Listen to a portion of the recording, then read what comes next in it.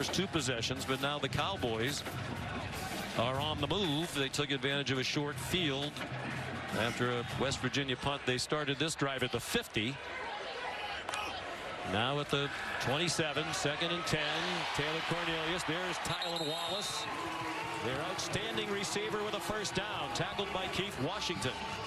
Not only is he a guy who can go get the contested ball and go get the deep ball, but he runs excellent routes. Nice timing, precision on that out route there. L.D. Brown comes in at running back. He's a decoy. The throw on target.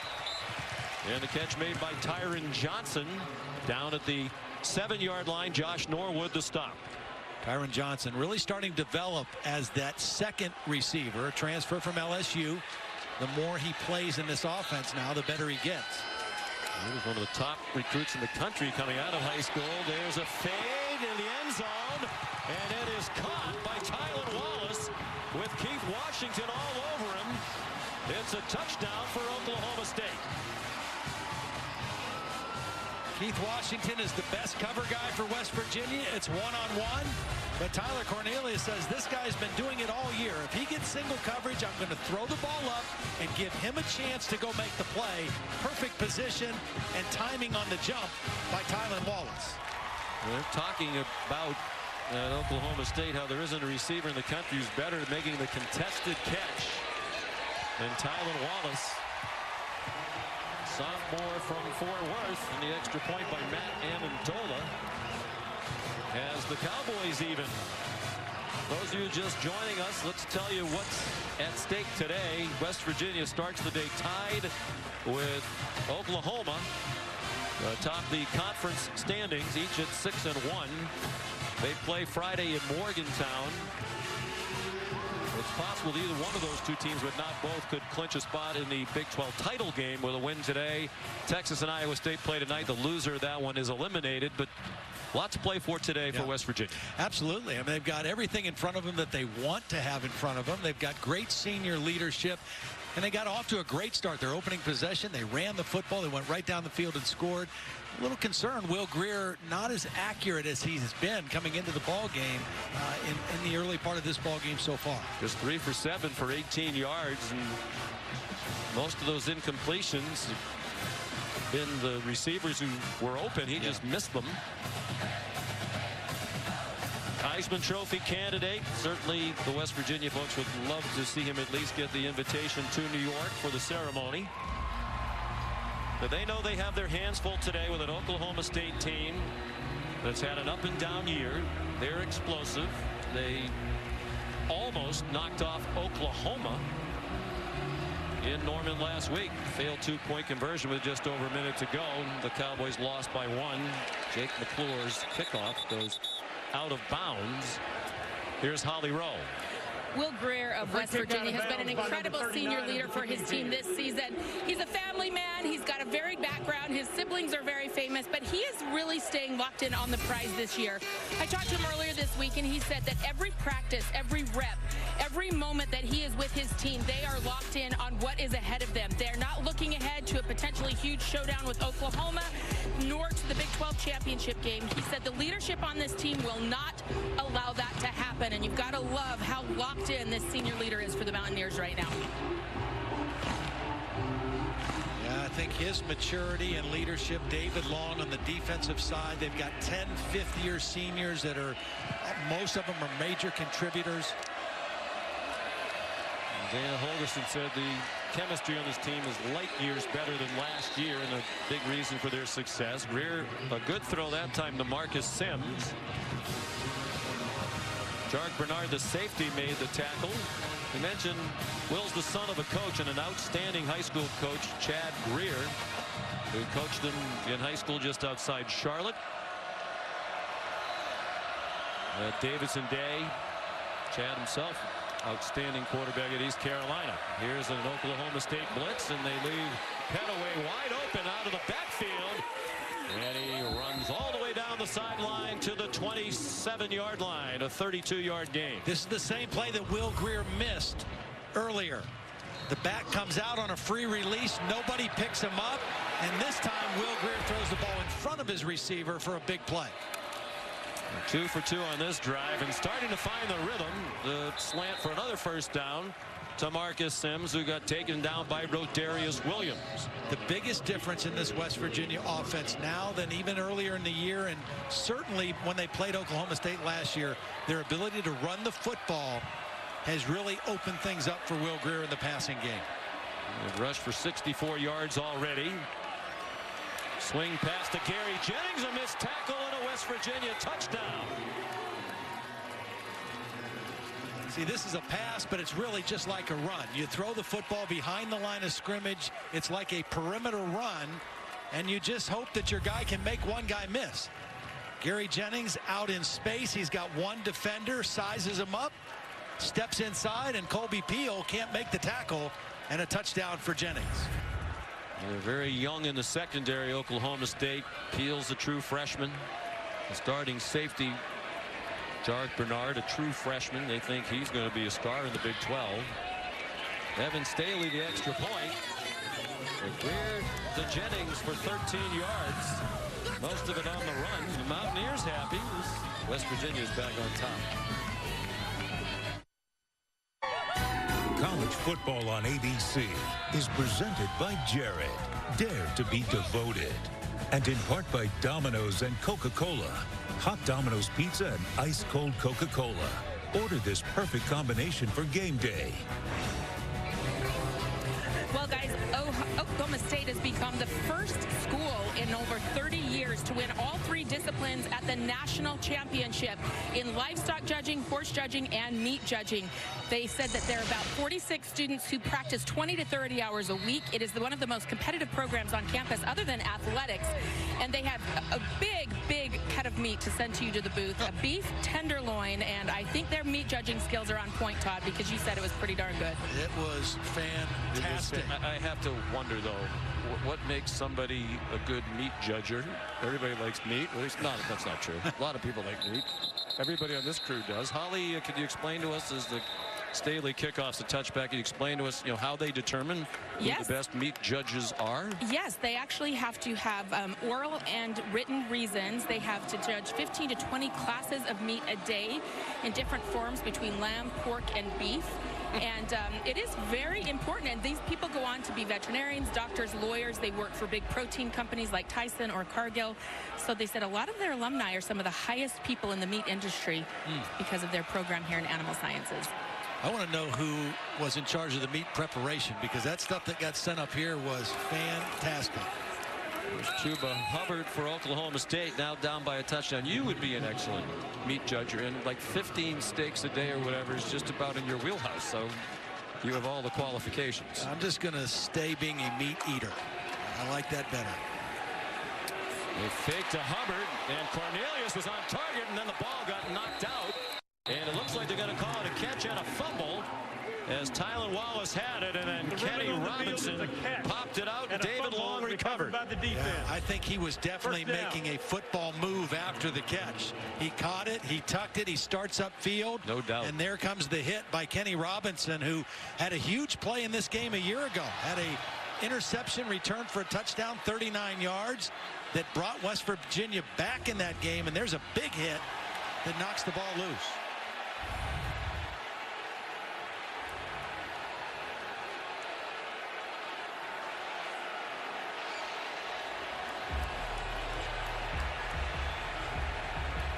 See if Will Grier goes for the jugular here after the turnover on the Oklahoma State 40-yard line. Lots of turnovers in the game last year between these two. 9 combined, 5 committed by West Virginia. Grier under pressure slides down behind the line of scrimmage. Justin Phillips brought some pressure, couldn't get him down. Devin Harper did. Marcus Sims got literally thrown to the ground on that route. Will Grier was looking at him, and that's why he had to scramble, and brings up a 3rd and 11, and Sims had kind of hobbled off the field after that play.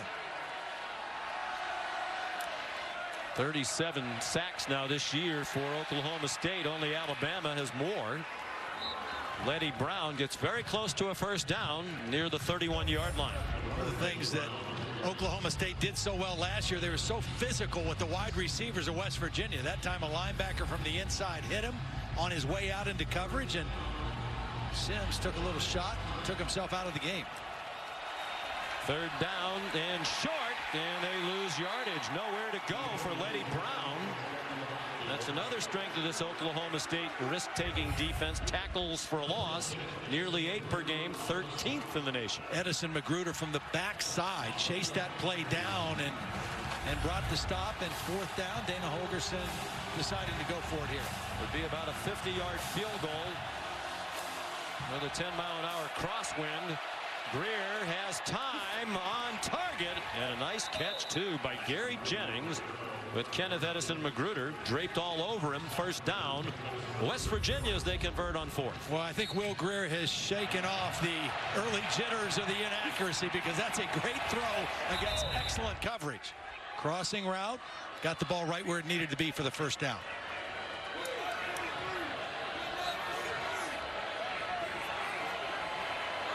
Shaky start, 5 in a row since. Greer, lots of time, sidesteps the rush, across the line of scrimmage, slides down, then takes a hit from Devin Harper. Pretty good coverage downfield on a couple plays here for Oklahoma State. Will Greer, not really known for his running ability, is not running by design. He's running because there's nowhere to go with the football. That time, at least, he was able to pick up positive yardage on the scramble. Minus 63 yards rushing for the season coming in for Dana Holgorsen. Final 10 seconds of the first quarter. West Virginia trying to add to a 14-7 lead. Letty Brown for 2. And that's the end of the first quarter. That's the end of the first quarter. I said that already. ABC College Football presented by Jared will continue after this message and a word from our ABC stations.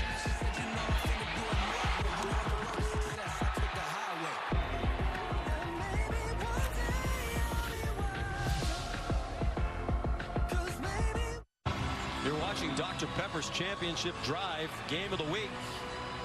From Boone Pickens Stadium, Stillwater, Oklahoma, start of the second quarter. Number 9, West Virginia. That's in the college football playoff ranking. The number 7 in the AP poll. Leading 14-7 on third down.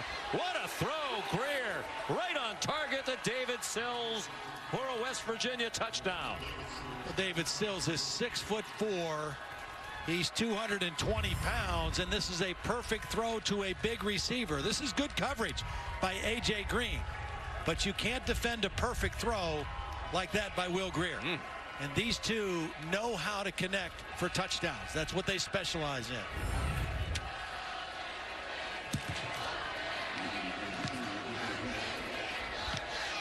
.33 career receiving touchdowns for David Sills. Stedman Bailey has had more at WVU. And the extra point good by Evan Staley.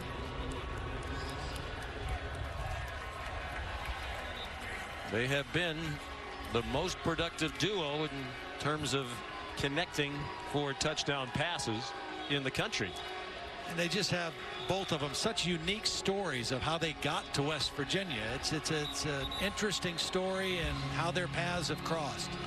We mentioned Greer's story started at Florida, transferred in. Many of you have heard about David Sills from a long time ago when he was in the 8th grade, 13 years old. Lane Kiffin then at USC offered him a scholarship as a quarterback. It didn't work out. He apparently injured his hand along the way and was not as effective a thrower. Came to West Virginia wanting to be a quarterback, was a scout team quarterback, and toward the end of the year they were running low on wide receivers. They asked him, you want to go out and run around and play wide receiver? He did. He actually got into games late in the year, did very well. But at the end of the year, Sills said, I still want to be a quarterback. So he left to go to junior college with Dana Holgorsen's blessing. Didn't really garner much interest from colleges after that year in junior college as a quarterback. Called Holgorsen, said, okay, I'm ready to be a wide receiver. He came back a year ago. He's been one of the best wide receivers in the country. He'll be playing wide receiver on Sundays after this. Yes, he will. Chuba Hubbard. He's got great speed. Yeah. International sprinter for Canada. World Junior competitions in Colombia. He's run a 10.500 meters. Evan Staley, the kicker, had to chase him out. A 36-yard return. Well, guys, you're talking about David Sills. If you really think about it, he has had very limited experience at wide receiver. He is still developing every route he runs. He's got a big upside still ahead of him, and he told me before the game he's added about 12 pounds of muscle this year. He's trying to build that frame up so he can play on Sundays, but the hand-eye coordination is off the charts. I don't know if you could see that really great on the replay, but the one-handed grab in the end zone, this dude is awesome. And he's part of an outstanding tandem with Greer. Another good wide receivers as well. Both these teams deep at wide receiver. Taylor Cornelius slides down after almost an 8-yard gain, chased by Kenny Bigelow, a transfer from USC. Taylor Cornelius, we mentioned, a very good athlete, 4 sports in high school. He doesn't look like a good runner because he's kind of gangly at 6'6", but he's been very productive running the football, has 7 rushing touchdowns for the Cowboys this year. 6'6", every bit of it, 232 pounds. Fake to L.D. Brown, and good run after the catch by Landon Wolf to the 42-yard line of West Virginia. Well, Cornelius, just outside Amarillo, Texas. All-area, all-state basketball player.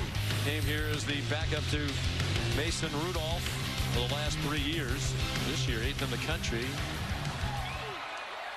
in passing yards per game. L.D. Brown, the ball carrier. Josh Norwood, the tackle, just short of the first down. I always look for the unique things when I read about bios, and he was a high jumper, jumped 6'6".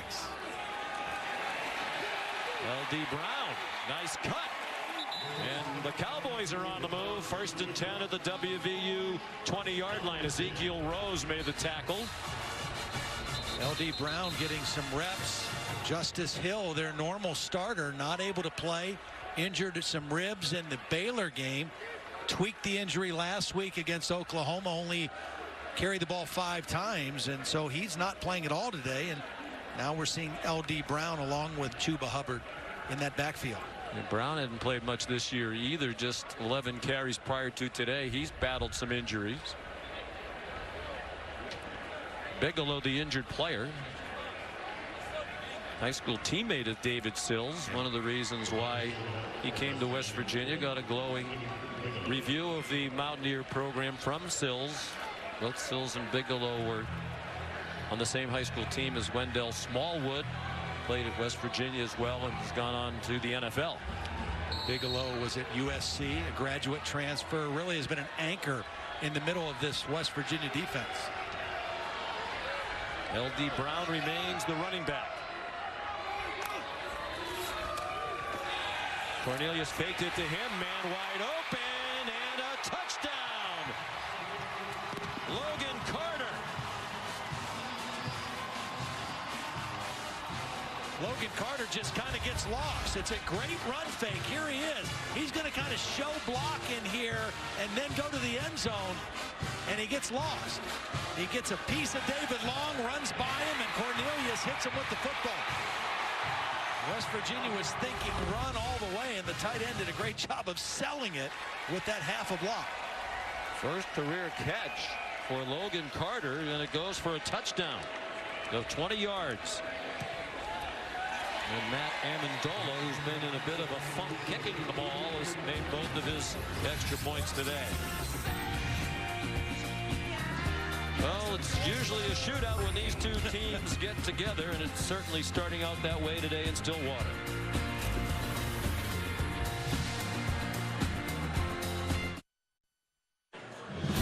Welcome back to the Dr. Pepper Championship Drive Game of the Week.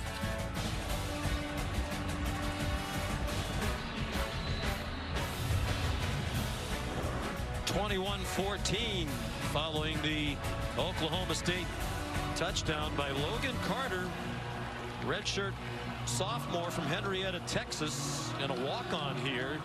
That was his first career catch, and he wound up in the end zone. He's also partially deflected a punt. Why are they kicking the ball out of bounds? I don't think he's trying to do that. It's Free kick out of bounds by number 39 of the kicking team. The ball will be placed at the 35-yard line. First down. This season, Taco Bell celebrating student sections, passionate fans like the Oklahoma State Cowboys. Taco Bell awarding the best student section of the year. Go to ESPN.com/Taco Bell to see if your team made this week's rankings. See how your school can compete.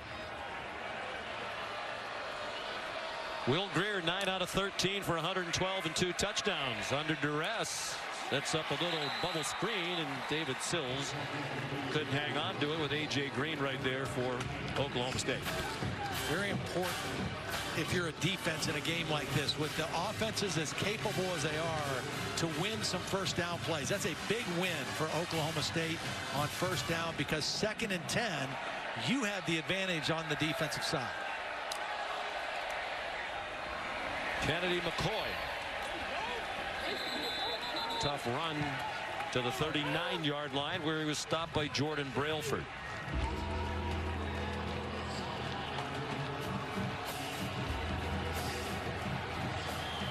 Brailford is their leader in terms of sacks. 3rd down 6. Man wide open. Greer finally saw him, and that'll be close. Gary Jennings chopped down right along the line to make by A.J. Green. He's hurt. And it is a first down. He chucked the ball up into the stands because he thought he was injured on this play. A low tackle by A.J. Green, a legal tackle. And Jennings, frustrated, just chucked the football at the end of the play. And you don't have to throw it far here to throw it into the stands. Very little room behind these sidelines. The stands as close as they'd be in any stadiums. Remember, Dana Holgerson said, I'm looking forward to talking to some of the people I knew when I coached here at Oklahoma State. I probably know some of the people sitting behind our sideline. Gary Jennings has had kind of a rough year. All year he's been hobbled. He got injured in the Baylor game, got rolled up on in that game, and he just hasn't been 100% since then. And this, you know, it's just a tough play. Take in this day and age of football, where they don't want people hitting offensive players up high. Yeah. That looked like it was above the knee. It obviously hurt. That seems to me to be more or less, Todd, the way they want you to tackle in this day and age. A.J. Green and Holgerson with some woofing.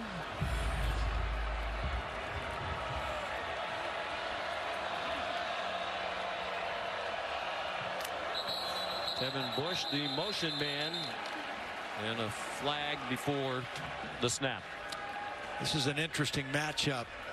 Brailford against Yodny An illegal Kajust. snap by number 79 of the offense. It's a 5-yard penalty, and it's still first down. Second time that's happened on the center, Matt Jones. Brailford, the best pass rusher, and Yodny Kajust, the left tackle for West Virginia, is an NFL guy as well. Has outstanding footwork as a pass protector. Brailford's going to go on the other side on this play. Which is 1st and 15 for West Virginia from its own 40. Kennedy McCoy run down by Devin Harper.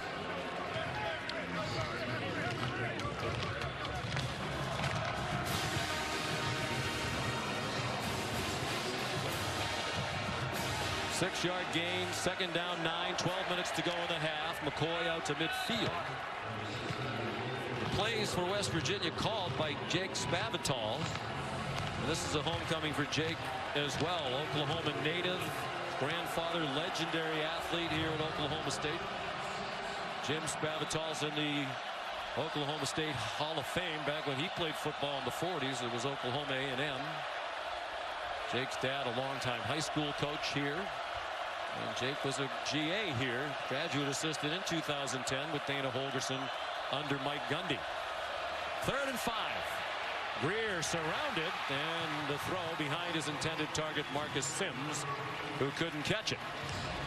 Jarek Bernard, one of those freshmen in this defensive backfield in coverage. I think even if Sims catches that, Bernard's there to make a tackle short of the first down. So a good stop by the Cowboy defense. Where's Billy Kinney? They've gotten close to a couple of his kicks. Yes. Coming right up. Deflected one. Yep. Logan Carter wound up scoring the last touchdown. Got a hand on one earlier. And Kinney gets a great bounce. A little backspin, probably a 60-degree wedge. Downed inside the 10-yard line on a 43-yard punt.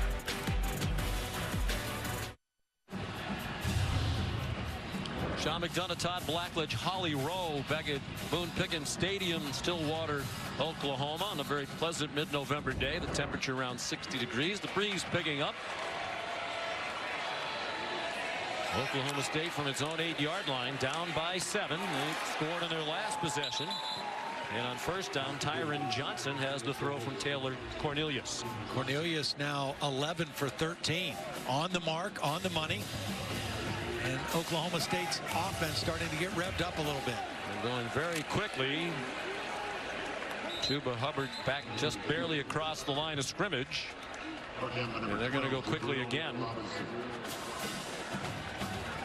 Mentioned Chuba Hubbard had to play in place of Justice Hill last week against Oklahoma. Ran for 104 yards and 3 touchdowns. Had an outstanding ball game. Very highly touted recruit. Offers from Alabama, Oklahoma, Auburn, Miami, Oregon, Syracuse, among many others. And a tough run there by Hubbard. A lot of those track guys aren't powerful inside. That's what the Cowboy folks talk about. He doesn't mind running in between the tackles with some power to go with that outstanding speed. And they snap it immediately. Cornelius, a couple of fakes. Nobody open. Tried to take a check down to the near sideline, and Keith Washington batted it out of the air. There's good discipline in the secondary by West Virginia. Oklahoma State trying to go with an out and up move to Tyron Johnson. It was well covered. They had the other side with Wallace covered and got the deflection. Wallace went in motion. That was window dressing. Chuba Hubbard chews up yardage to the 33-yard line and another first down. Really did a beautiful job. Watch him cut back inside of Jabril Robinson, number 12. That play starts out as a stretch. Now again inside, Hubbard again into the arms of Giovanni Stewart. Jabril Robinson getting up slowly at the end of that play. He's the other grad transfer that joined this team from Clemson. Kenny Bigelow got hurt earlier. He's not on the field right now. Looks like he may be coming back.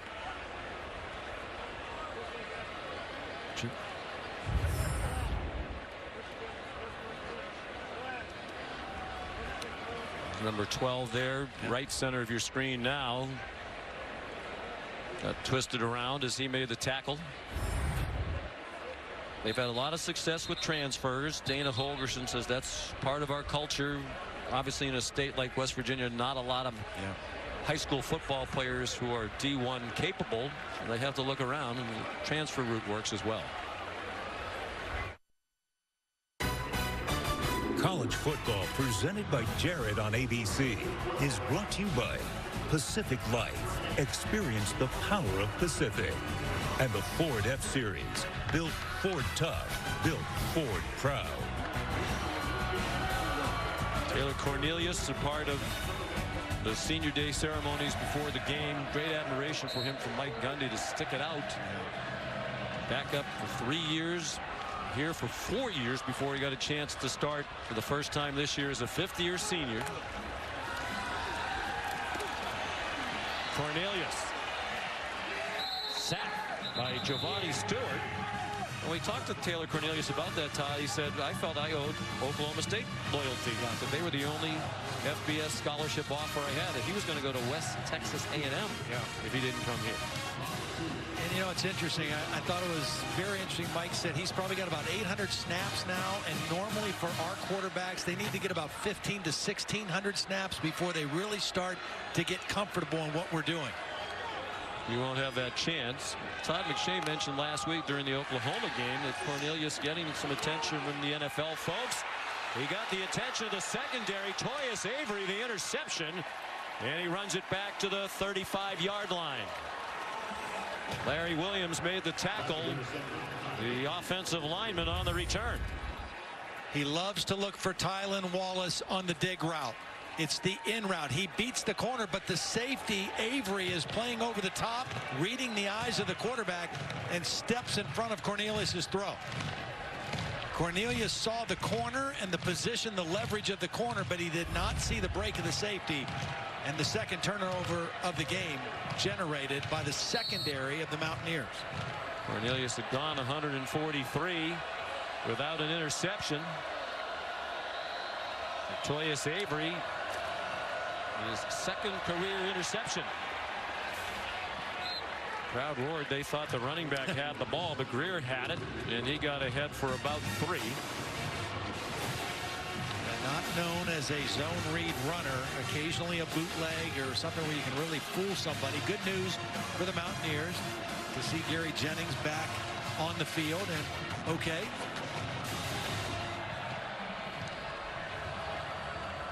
West Virginia leading by 7. On the fringe of field goal range here with 8 to go in the half. Into a crowd and caught by Marcus Sims with Rodarius Williams there, but it's a first down to the 24. It's a very tight window here. Again, good coverage by Williams and just snags the football. He's actually holding Sims, and Marcus still made the play. After the play fake, Greer sacked way back at the 35 by Justin Phillips. The leader of that Oklahoma State defense. Here's Phillips. He doesn't blitz a lot, but he's going to come unblocked.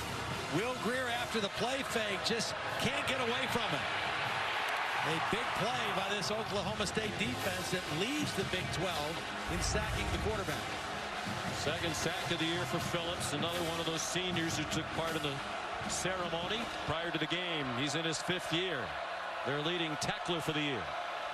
Loss of 10. It's a draw and a great call. Martell Pettaway within a yard of the first down. You just don't see too many teams anymore that run this kind of a delay draw. Will Greer runs it beautifully. He really sells the pass and waits to the last minute to give the ball to the back. The West Virginia coaches talk about Greer is really like a pro. Grew up around it, as we mentioned. And good effort by Pettaway to get the first down, it appears, from where we are. Colby Peel made the tackle. As we mentioned, Will Greer's dad, a coach. Chad Greer here today.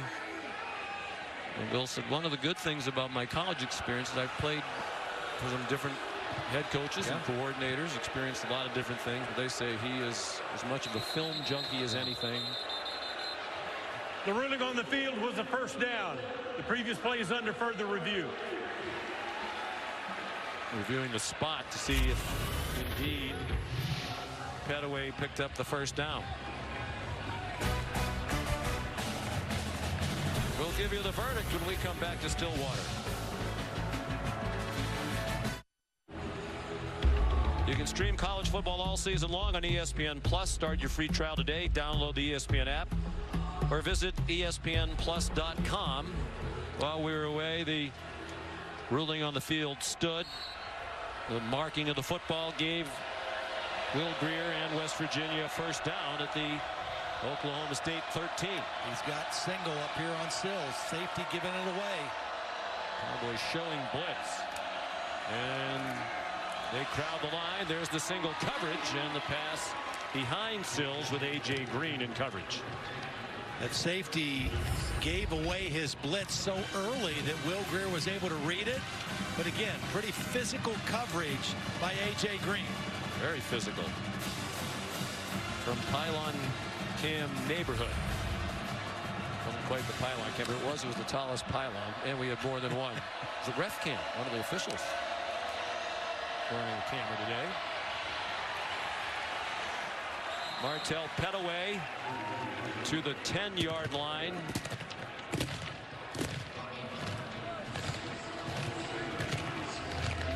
Here comes a big 3rd down and 6 with 6 minutes to go in the half. West Virginia tied with Oklahoma for first place in the Big 12. They'll play the Sooners in Morgantown on Friday. Keep your eyes on Wesco, the tight end, 88. He's in motion right now. They swing it out. Wesco's a blocker out there. Tevin Bush spun down short of the line to make by Colby Peel. And let's see what Coach Holgerson elects to do on 4th down and less than a yard. A field goal would give them a 2-score lead. No sign of the kicking team. Letty Brown, who is the freshman running back they consider to be their best short yardage and goal line back, is in at tailback now, lining up behind Wesco.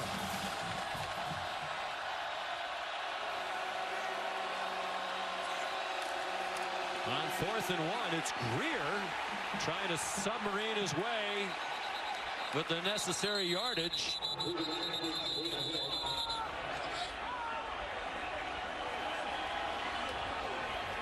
This is one of those left foot or right foot spots. It's going to be that close. Well, it doesn't look like either one of the officials from the side are going to mark it on that yellow line. And that yellow line, of course, is not official. It's pretty close. I would think they'd have to measure this. Cooper Castleberry, the referee, will bring on the change, but from here and based on the yellow line, it doesn't look like they got it. Tell you who made a nice play there was Jarrell Owens, number 93. He anticipated the snap count and kind of jumped up high. Watch Jarrell Owens right here jump up and tackle Will Greer high and not let him fight forward with the football.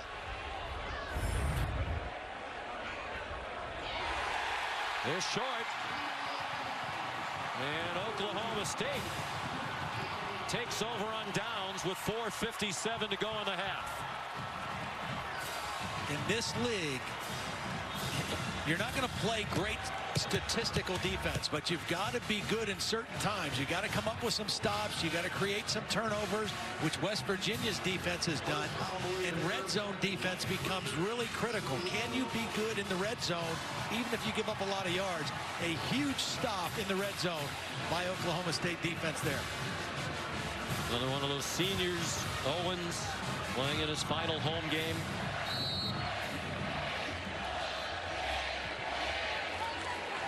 Just shy of their own 5-yard line, Taylor Cornelius and Oklahoma State. All 3 timeouts. Try the middle again with Chuba Hubbard and nothing doing. Ezekiel Rose leading the way for the West Virginia defense.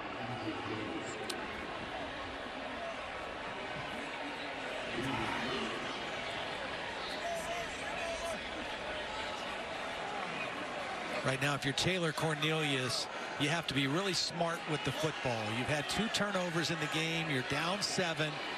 Take care of the football. It's got to be rule number 1 for you here. Oklahoma State has turned it over twice already.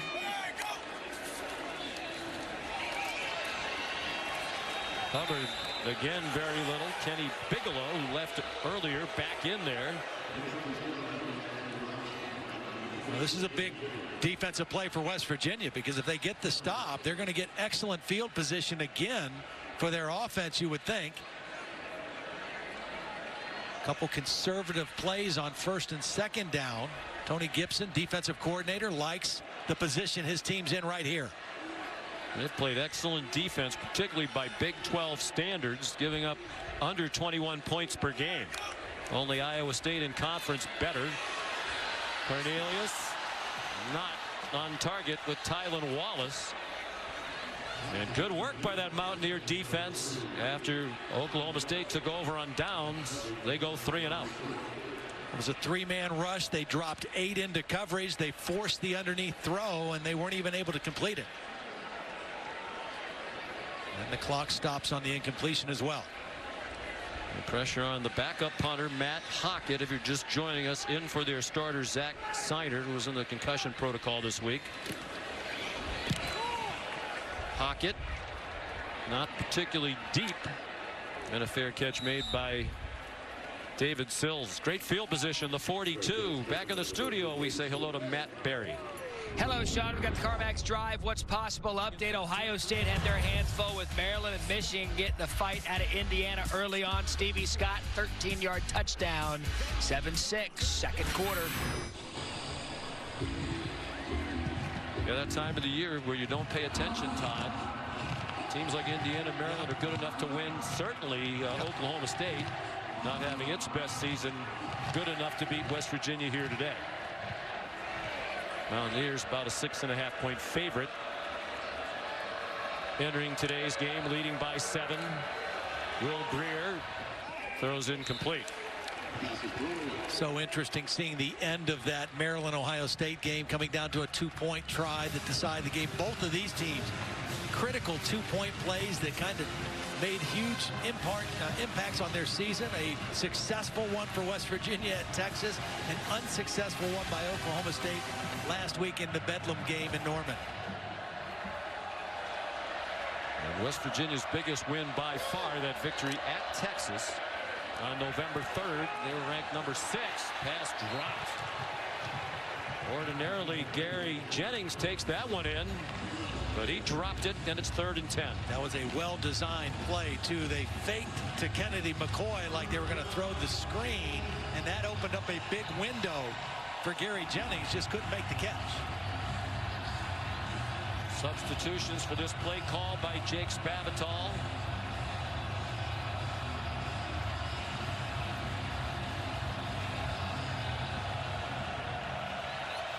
Up and down first half for Will Greer.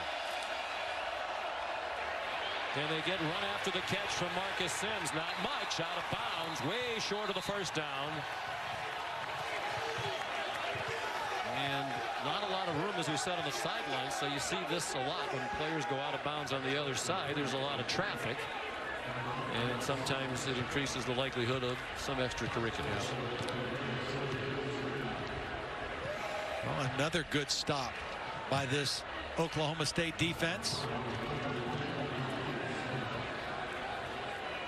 Billy Kinney to punt to Dylan Stoner. They've gotten a hand on one of his punts, and they've come close. Really on all 3. Stoner a fair catch, 10-yard line.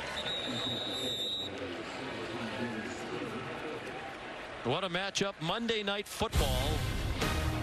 A historic matchup this deep in the year to have 2 9-1 teams playing. The 9-1 Chiefs, the 9-1 Rams from Los Angeles, 8:15 Eastern on ESPN. Biggest Monday night matchup in many a year. Here's Holly. I checked in with the reporter for that game, Lisa Salters, and she said, you know, it's been a crazy 10 days for the Rams. Andrew Whitworth had donated his nearly $60,000 game check to victims of a shooting in Southern California. But then the Rams players and coaches have been evacuated from their homes. More in a moment. On first down, Chuba Hubbard. Oklahoma State very conservative with their play calling here, backed up on 2 possessions. Holly? They were evacuated from their homes Friday, and after the Seahawks game, they left to go to Colorado Springs to train at altitude, thinking they'd been in Mexico City, but they have not been home for over a week now due to the fires. They wanted to get ready for the Mexico City altitude, but the field conditions there are so poor that they're not able to play the game there. Incomplete pass for Logan Carter. It doesn't matter where they play it. It is a much anticipated game and a very important game. Some think it could be a preview of a Super Bowl matchup. 2 fantastic play callers, too, in that game. Sean McVay, head coaches, Andy Reid, just, I mean, as good as it gets. Creative, daring. And a timeout here called by West Virginia.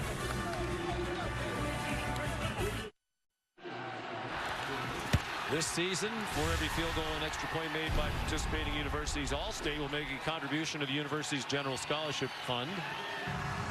Thank you to All-State.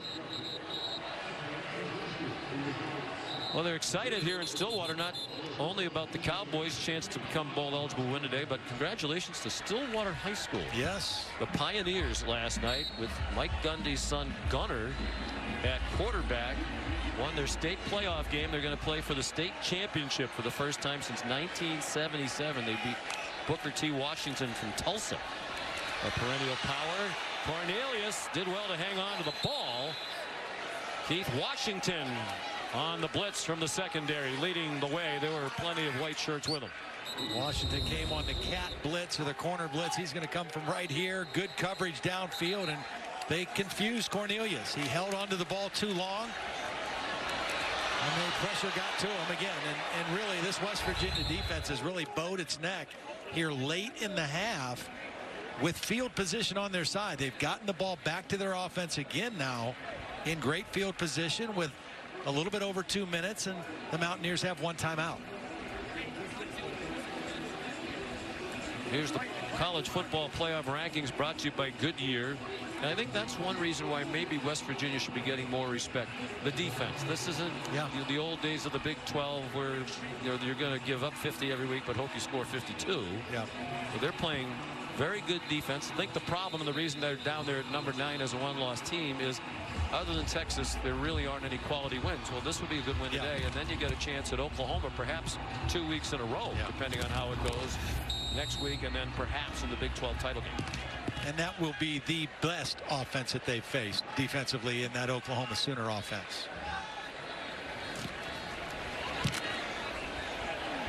Hockett punts. Fair catch, Sills near midfield.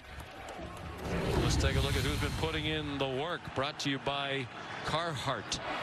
Oh, Will Greer, 14 of 23 tonight, and again, his read and recognition is what impresses me with him this year. Sees the single coverage, gets the ball to Jennings. Now he reads, no safety over the top on his favorite receiver, David Sills. Throws to the outside shoulder. Good coverage, but a better throw. And Will Greer's been doing that all season. His comfort level in the offense in year 2 is remarkable. Hands it off to Kennedy McCoy, who slides ahead for 8. Sean, we talked about Will Greer 2 years in the offense, and it's also Jake Spavital's second year. It's Joe Wickline, the offensive line coach, his second year. It makes a big difference. And Dana Holgerson said that it's always better in the second year together. Tough run by McCoy. He bounced off a couple of hits, made his way to the 30. Again, Trevon Wesco is such a weapon for this offense. In the run game, he's a devastating point of attack blocker. Had the first catch of the ball game. He's a difference maker for this Mountaineer offense.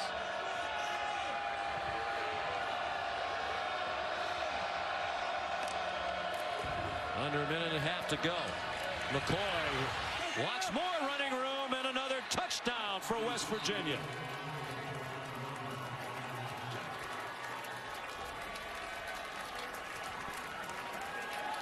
They're going to pull the backside guard and tackle, but watch Wesco. He just is going to collapse this side of the defense. They're going to pull the backside guard and tackle, but there's such a big gap before they even get there. And Kennedy McCoy reads it and gets it to the end zone. This guy had one catch last year, kind of a non-factor in the offense. And he's going to have a chance to play at the next level after this season, what he's been able to do. A 30-yard touchdown. He's over 100 yards, averaging just under 11 yards per carry. The extra point makes it 28-14.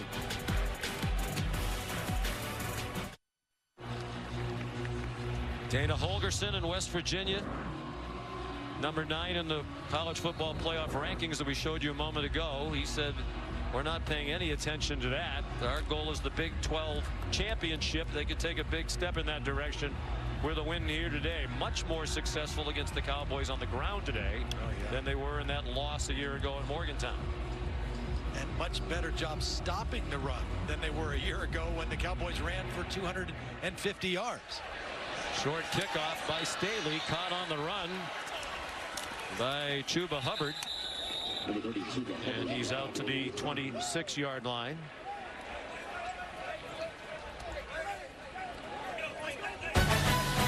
Coming up later on ABC, Saturday Night Football from Orlando. A big one in the American Athletic Conference. Undefeated UCF, number 11, and annoyed that they're number 11 with a 22-game winning streak. Chance to make a point tonight against an excellent 9-1 Cincinnati team. That's on ABC tonight. Luke Fickell doing a really nice job as the head coach of the Bearcats. It might have been a design run for Cornelius, and a good one. A first down. He got 11. Still more than a minute to go, and all 3 timeouts in the half for Oklahoma State. When you run this hurry-up offense like this, you want to get your first down, and now they'll go a little bit faster once they've done that. Backed up in the recent possessions. The kickoff return gave them good field position, and Hubbard to the 49 with a first down. Good opportunity for one of those double moves or an out and up, a slant and go type route. Fans booing, thinking West Virginia is trying to slow down the pace on purpose. That's Shea Campbell, the linebacker, who's coming off the field. And while they're assisting him, the players separated. Shea Campbell's started the year as a backup. Dylan Tonkery's hurt. There's Cornelius, the quarterback, who got involved in the woofing with Kenny Bigelow. Yeah, then when Marcus Keys comes over, that's a little bit more of a fair matchup with the defensive tackle. But Cornelius has got a real calmness about him. He's not a guy that gets flustered or just kind of goes about his business. A very quiet confidence about him. Officials conferring.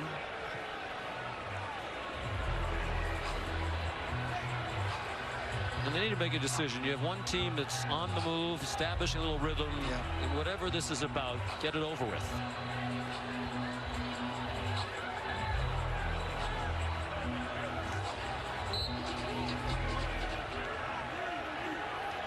Clock running, 50 seconds to go in the half. 1st and 10 from midfield.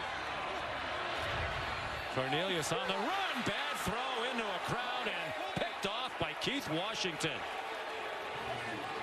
You talked about it, Todd, the inconsistency of Cornelius, and we are seeing it within the game today. Well, he wasn't able to throw it on time. And West Virginia knows Wallace is the guy he's going to look to when he needs a play. And that's just a beautiful job by Washington, continuing to drift underneath this throw. It's an ill-advised throw by Taylor Cornelius in that situation. And Keith Washington with the 3rd forced turnover of the ball game in the first half for this Mountaineer defense. Poised perhaps to capitalize with 41 seconds to go in a timeout. 3rd interception of the year for Washington. Redshirt junior from Prattville, Alabama. Pressure from the corner, and it's a quick hitter up the middle. McCoy ran into one of the officials who knocked him down at midfield. It was the umpire, Jim Adams, credited with the stop. Well, he didn't wrap him up, but he sure got him to the ground.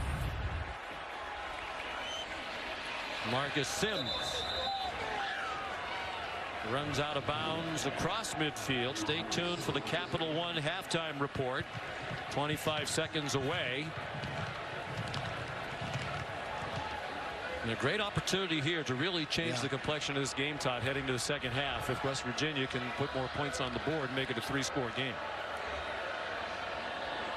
If you're Dana Holgerson right now, you want the ball in number 7's hands. You're not trying to think about being conservative here. You trust your quarterback to get your team in range to score again.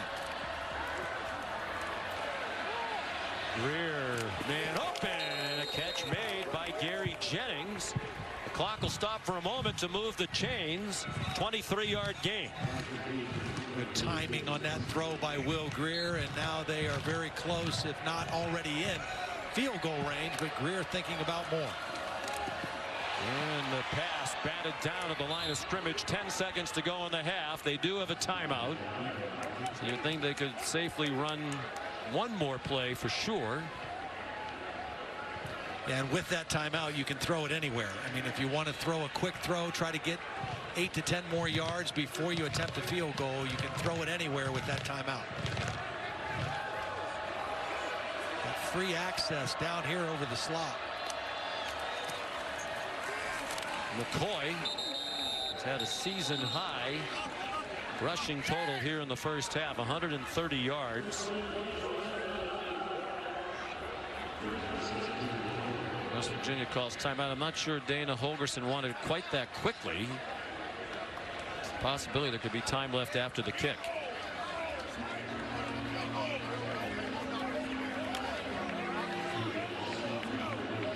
Kick off your Week 11 Sunday NFL Countdown. From Halle Berry to Obama, from Biggie to Ric Flair, Drew Brees, Dak Prescott, Big Ben, and the rest of the NFL's quarterbacks. Explain where some of those creative audibles come from. Halle Berry heard it on TV. Somebody told her, don't you want to know why her name is being used as an audible? Patrick Mahomes and Jared Goff will talk about the big Monday night matchup between the Chiefs and the Rams. Sunday NFL Countdown, 10 a.m. Eastern on ESPN. So here's Evan Staley.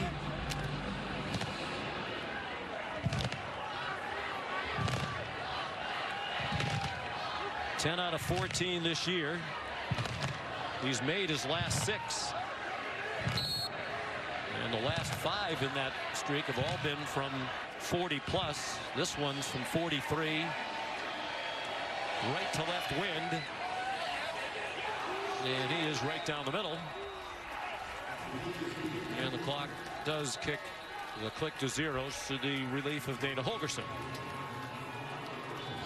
So a big turnover late in the half by Oklahoma State leads to 3 points for West Virginia. 17-point Mountaineer lead at the break.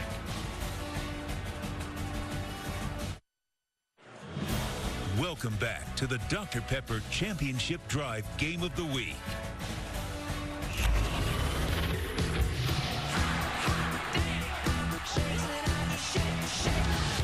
Kennedy McCoy walks into the end zone. An impressive opening drive for West Virginia. There's a fade in the end zone, and it is caught by Tylan Wallace. Touchdown for Oklahoma State. Swing pass to Gary Jennings, a missed tackle, and a West Virginia touchdown. What a throw, Greer. Right on target to David Sills. Man wide open, and a touchdown. McCoy wants more running room, and another touchdown for West Virginia.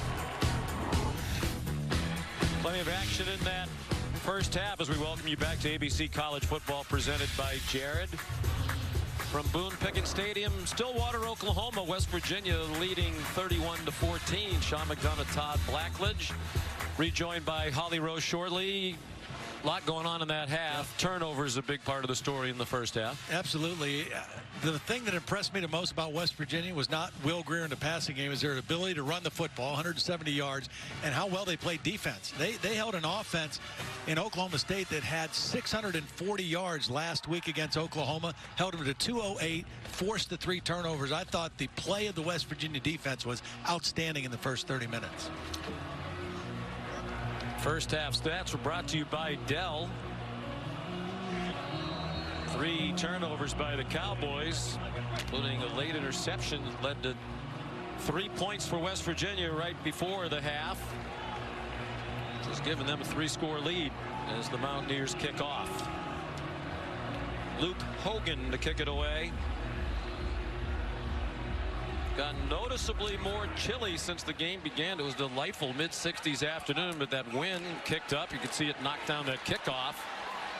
And with the wind chill, it feels like it's in the high 40s now. Here's Holly Rowe. Well, guys, I just caught up with Coach Mike Gundy of Oklahoma State. I asked him about his senior quarterback on senior day with a couple of interceptions, how he handled that. He said, you know, I didn't really say much to him. I wish I could say something different, but it was just a couple of bad throws, just bad decisions. He said, I hope he can settle down here. But the real thing that they have to do better is stop the run. He's very upset with how they're giving up the running game to this West Virginia team, something they've been better at than this, and he needs that to stop immediately. Kennedy McCoy ran for 131 for West Virginia in the half, 6 yards away from his career high. Here's Taylor Cornelius, the quarterback for Oklahoma State, running for a first down. He's very good at this. David Long was completely fooled by the fake. Low snap and an errant throw. Dylan Stoner did well to snare it. Again, they've been playing without their starting center, Johnny Wilson. The big blow to Oklahoma State. It's Rye Schneider making his first career start. He had appeared in only 3 games this year, and all of them at garbage time. Low throw and a catch made 2 yards short of the first down to midfield. Tylan Wallace. I think one thing that Cornelius is going to need to do in this second half is he's going to have to try to isolate Tyron Johnson, because he's going to get better coverage. Quick rip through the middle. Chuba Hubbard tackled by the safety Kenny Robinson, and Oklahoma State quickly on the move here already to the West Virginia 40. Just more than a minute. Hubbard inside the 25-yard line. Keith Washington, a cornerback, made the tackle. Really nice block by Tevin Jenkins, the right tackle, and a nice yardage-consuming drive here with the running game. West Virginia brings a blitz. Cornelius has a man. It's Stoner down inside the 5. Toyus Avery saved the touchdown with the tackle. Nice work in the pocket by Cornelius, just moving but keeping his eyes downfield until he saw Stoner uncover for the ball. 23-yard gain. Cornelius up to 151 yards and 2 touchdowns, but he's also thrown a couple of interceptions. This is where he becomes an effective runner as well.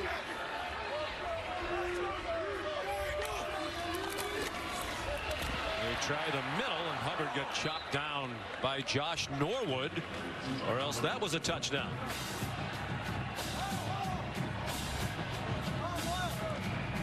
Oklahoma State, obviously Mike Gundy wanting to improve that running game. Only 89 yards rushing in the first half. Not a very balanced offense. Coming out to start this third quarter, really committed to the run game and doing a nice job with it. Despite their 5-5 record, they are again this year one of the best offensive teams in the country. On the rollout, open receiver, and a touchdown. Chuba Hubbard in the right flat. And an impressive drive by the Cowboys to open the half and get right back into the game. A very similar throw that Cornelius missed on the 2-point conversion last week in Norman, rolling to his right, throwing to a receiver, breaking out. This time he makes a beautiful throw for the touchdown. 69 yards in 8 plays. A little over 2.5 minutes. 3 touchdowns today for Cornelius. He threw for 501 yards in that heartbreaking defeat in Norman against the Sooners a week ago. Matt Amendola, the extra point. It's a 10-point game. Well, they ran the football really well. Now they're going to go play action, and they get Hubbard out into the flat quickly. That's not an easy throw, moving that way, but Cornelius puts it right where he needs to on the numbers, and Hubbard with the catch for the touchdown. And an excellent view of it from the progressive pylon camera. And from the hat camera behind the pylon cam. Our crew has you covered every which way here today. Our producer Phil Dean, our director Scott Johnson, outstanding crew of technicians and production personnel. West Virginia's lead 10. They've won 21 straight games when leading at the half.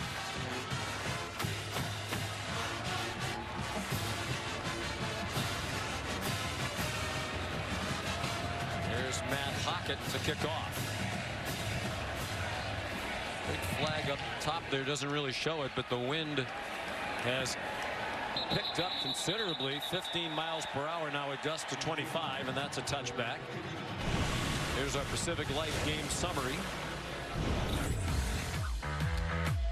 Up and down day for Will Greer. Yeah, it hasn't been one of his best. He has moved the ball at times. He's managed the offense. Hit a couple big throws. His touchdown to Sills early gave West Virginia the lead, but it's really been more about Kennedy McCoy offensively and their ability to run the football. 131 yards and 2 touchdowns. And in that first half, West Virginia doubled their rushing output and more than a year ago. Here's McCoy, and that's now a career high in rushing in a single game. Brailford and Phillips made the tackle, but his career high was 137 last season against Oklahoma. He's up to 139 with that run.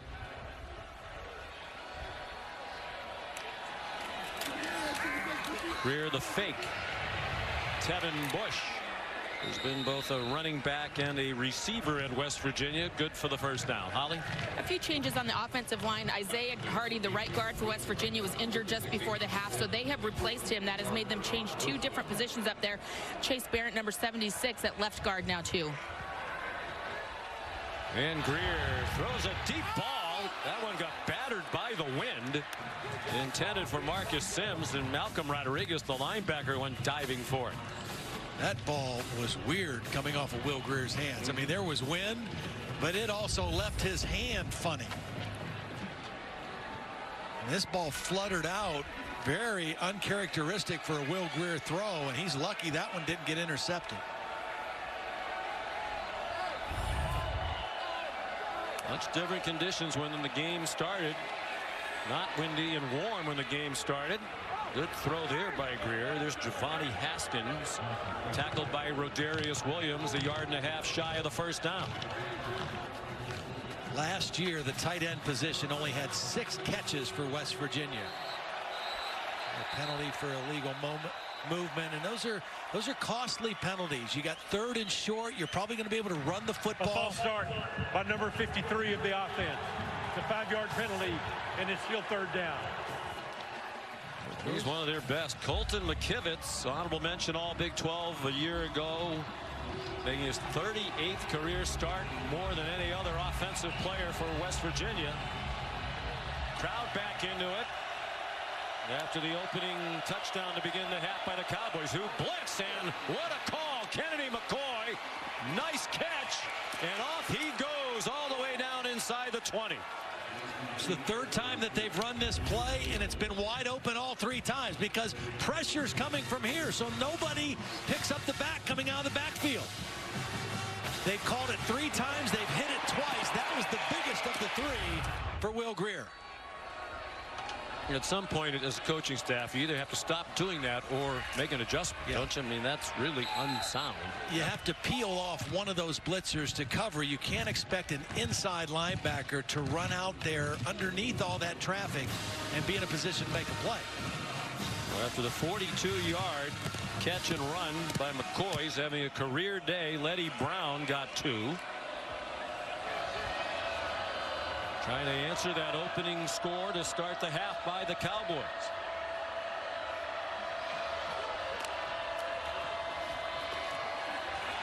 Letty Brown, tough run inside the 10 to the 9. It'll be 3rd down and 1 yard. Cole Walterscheid and Calvin Bundage the tackle.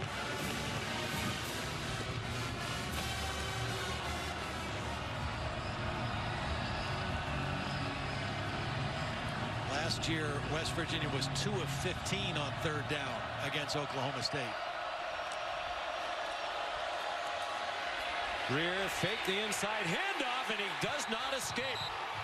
Malcolm Rodriguez the tackle. The ball came out, but they had already called Greer down. The runner was down before the ball came out. It's 4th down. Really tried to trick him and did not. Yeah, really nice read by Rodriguez. Here he is over here. He's going to watch the eyes of the quarterback and just fill and make the play behind the line of scrimmage.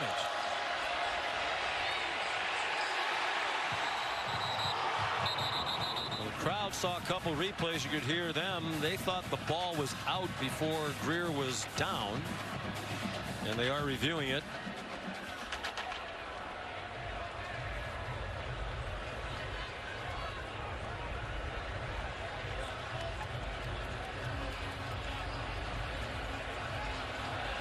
Tough to tell. And the ruling on the field was that he was down. Let's bring in Bill LeMonnier, our rules expert, longtime Big Ten referee. Bill, what do you think? The views, you can see the ball in one, but you can't see the knee in the other, and then the other is the opposite. I think this is going to stand. My gut tells me it's out, but I don't have the video evidence to do anything except say stands. Which is different than confirmed. Yes, sir. Plus, the ball rolled away for a little bit. The Cowboys did recover it, Brock Martin, but there was also a whistle in the interim. You can have an immediate recovery after a whistle if they can determine there's a fumble. That's going to be the hard part for replay here. Can you prove the ball was moving before he had his knee down? And in the Big 12, they do have They have the command center for replay review. The replay officials right here are in charge. The command center acts as a as kind of like a backup for them, and they'll work together on that to make that decision. And it's an important one because West Virginia will try a field goal, could add 3. That's a tough call, and that's why it's taking a while. The one thing that I watch for is the official that's with the referee. If he starts to write things down, that means they're going to a spot other than the one they had at the end of the play. I don't see him writing anything down yet.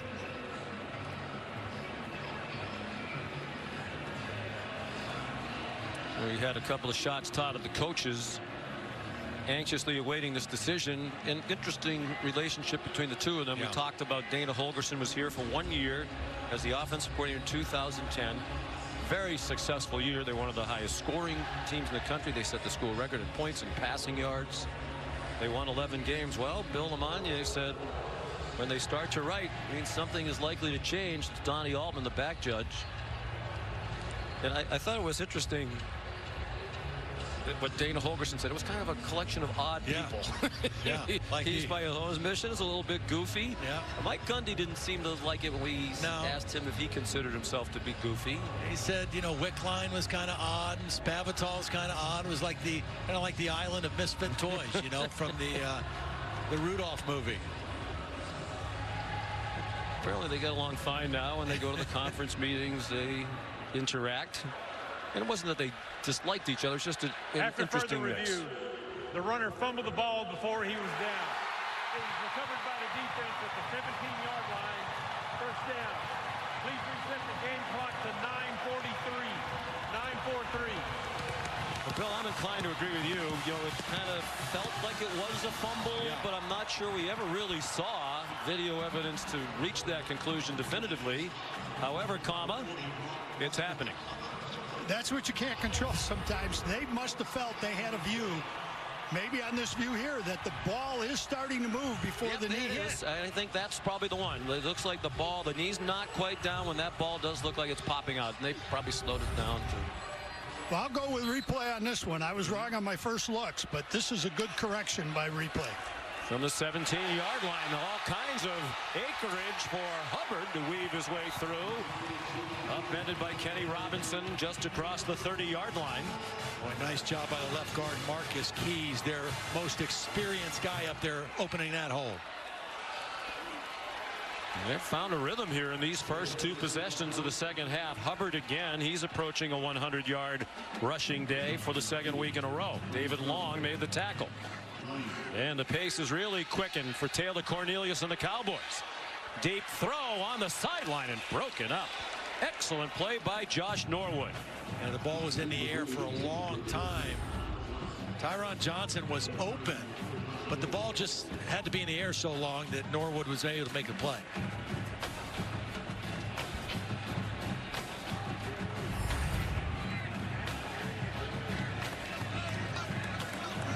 Now a key 3rd down and 3. Oklahoma State with a touchdown to open the half. A takeaway. Can they keep the drive moving after the first West Virginia turnover of this game? Tylan Wallace, the motion man. Quiet day by his standards. They swing it to him. He has the first down out of bounds near the 45. Having trouble getting the football in the traditional ways, throwing it to him downfield. Get it to him in some other ways, some unconventional ways. Let him make a play. 5th catch for Wallace for just 44 yards. He had 10 catches and more than 200 yards in a couple of games this year. Straight ahead goes L.D. Brown. Yeah, he's played his best against their best opponents. You know, when they've played top-ranked teams, top 10 teams, he has been a superstar. He had 10 for 220 last week. 10 catches for 220 and 2 touchdowns against Oklahoma, but by his own admission, not a great game. He dropped 3 balls. He had 10 for 222 and 2 touchdowns in their win over Texas. Those teams were ranked number 6 in the AP poll. This West Virginia team is ranked number 7. This is their third top 7 opponent of the year for the Cowboys. 1-1 against the first 2 and trying to make it a 1-score game against this one with 8 minutes to go in the quarter. And L.D. Brown might have got there with the second effort, but just overall, Sean, such a different sense of urgency out of this Oklahoma State football team, particularly their offensive line and running the football. They look completely different than they did in that first 30 minutes. They did not get the first down, so now on 4th down and 1, the Cowboys going for it from just across midfield. Well, your quarterback is 6'6", 230 pounds. He's not under center right now, but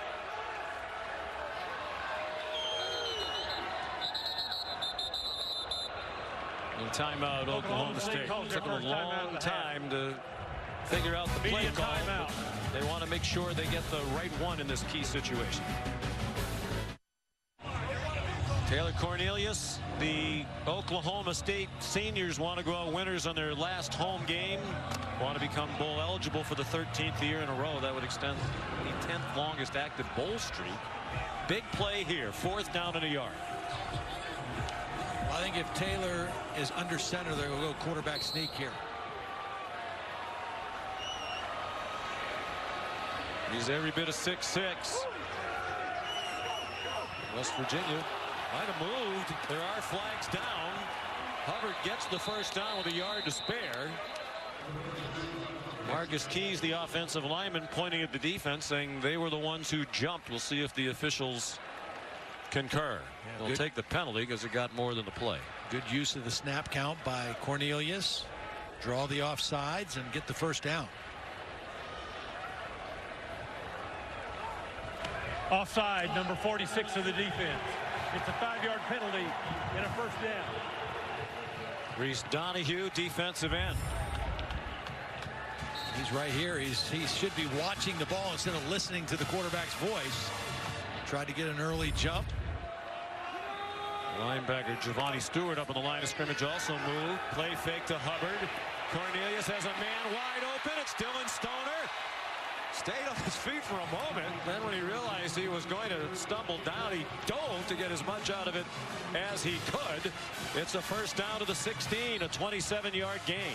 Stoner did a nice job finding a hole between the corner and the safety there. Chuba Hubbard. You would know he was a world-class junior sprinter. There's Shea Campbell injured again. Trying to gut it out. He's been hurt a couple of times. Redshirt junior from Morgantown. We mentioned he's in for Dylan Tonkery, who's been out for a while with a groin injury. This is a young man who redshirted Todd in 2015 and then didn't play at all in 16 or 17. And now, after all that time, he's become a key player. And that position has taken some hits this year. They've got 2 other guys, Brendan Ferns and Quandarius Qualls, that were both injured in the spring. You know, both are available to play if needed today, kind of working their way back from injuries. Here you're going to see Shea Campbell at the end of this play. Kind of landed kind of awkwardly at the end of the play. You mentioned Tonkery not playing today. And another kid, Charlie Benton, who actually started the first game against Tennessee, got hurt after 15 plays in that game. Zach Sandwich in 5 tackles all year. He's number 31. Redshirt sophomore. Fake to Hubbard. And Cornelius, little pump fake. He was probably across the line when he did that, but hey, style points perhaps. Most importantly, it's 1st and goal for Oklahoma State. Down by 17 at the half. Trying to get within a score. The defense doesn't know if you're across the line, so the pump fake can still work. That's why you do it. You're not thinking about throwing it. You're just trying to fool the defense.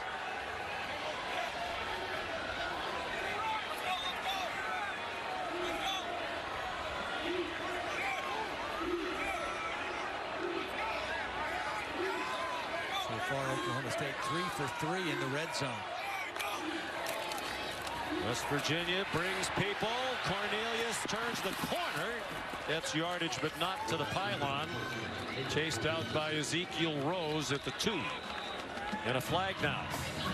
On far sideline along the line of scrimmage.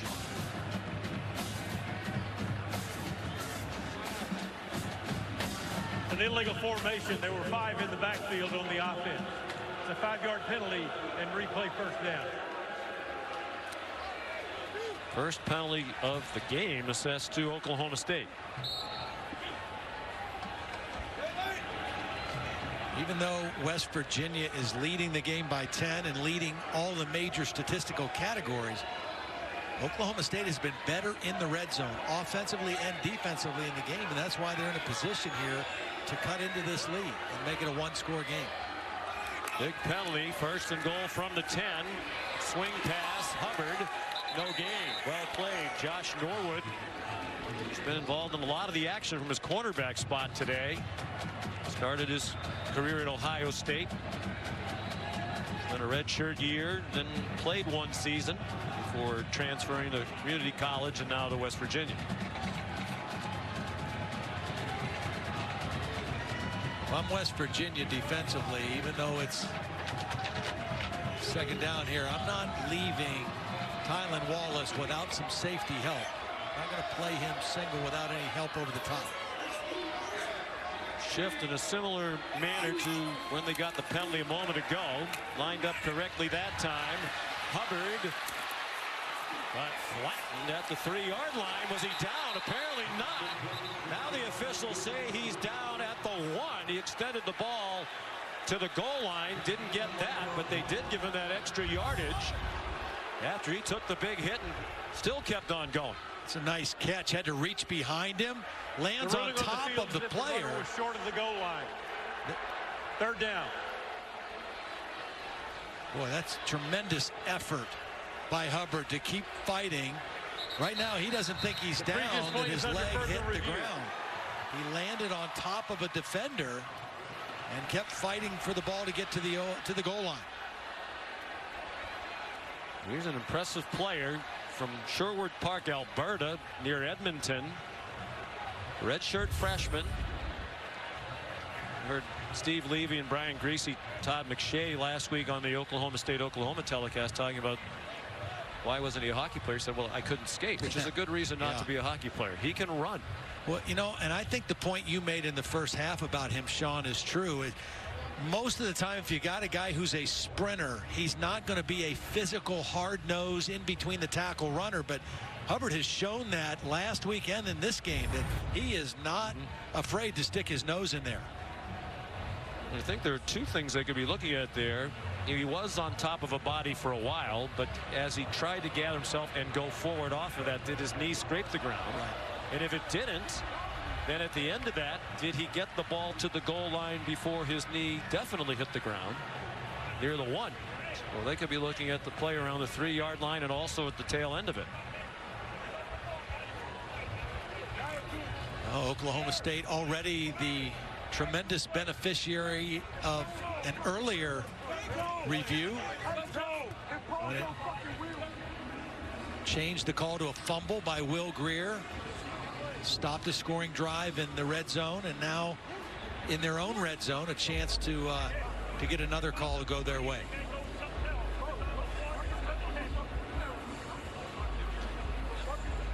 Whatever the case may be, the change in attitude that starts with the offensive line of Oklahoma State, with their 4th different offensive line combination of the season because of the change at center. The difference in the second half from the first half has been like night and day. They have really started to seize control of the line of scrimmage. After further review, the runner's leg was down with the ball at the 2.5-yard line. It's 3rd down.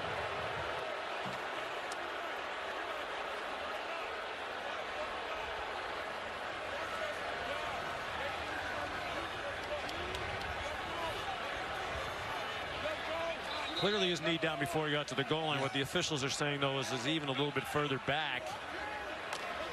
Because I think when he went to get off the body and tried to keep going, and he tried to recreate some momentum forward, his knee might have scraped the ground. I think that's what they saw in the booth. Anyway, 3rd down and goal.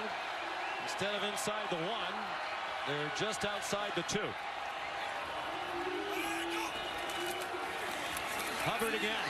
They were ready for him. No gain on the play.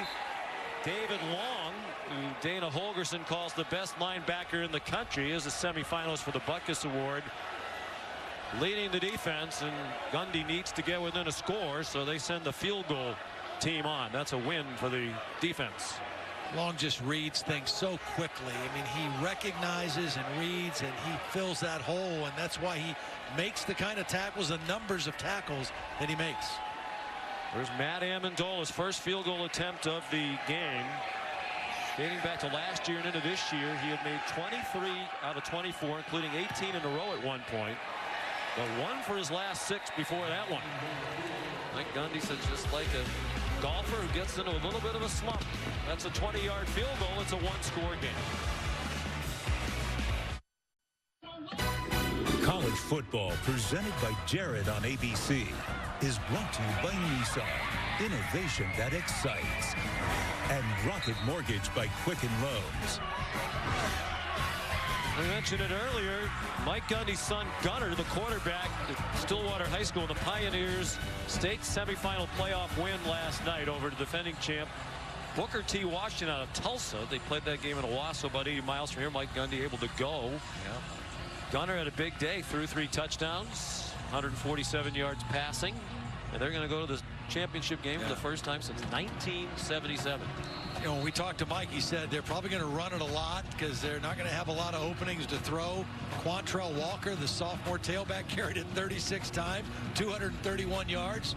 He was the workhorse. I like what Mike Gundy said when we asked him, does he give the Stillwater coaches some input? He said, hey, they're 11-0. I'm 5-5. They don't need my help. They're doing better than I am. Justice Hill's brother, Dax Hill, star safety for Booker T. Washington and running back. He's heading to Michigan. Yeah. One of the top running back recruits in the country.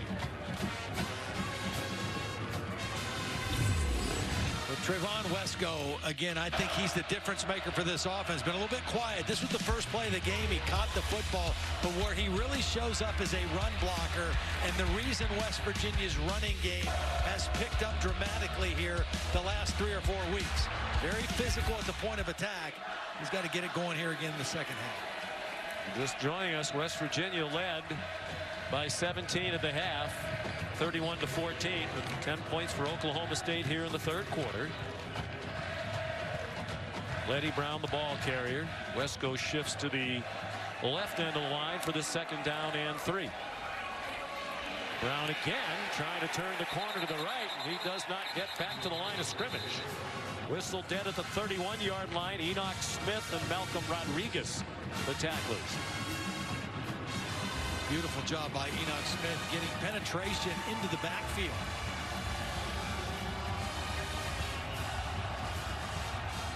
All of a sudden, it just feels like the momentum of this game has changed. The weather has changed, and the momentum of the game has changed. The weather's changed drastically. The wind picking up out of the north. The temperatures really dropped. 2 minutes to go in the quarter. Greer on target, but well short of the first down to the 36-yard line. Marcus Sims, the receiver.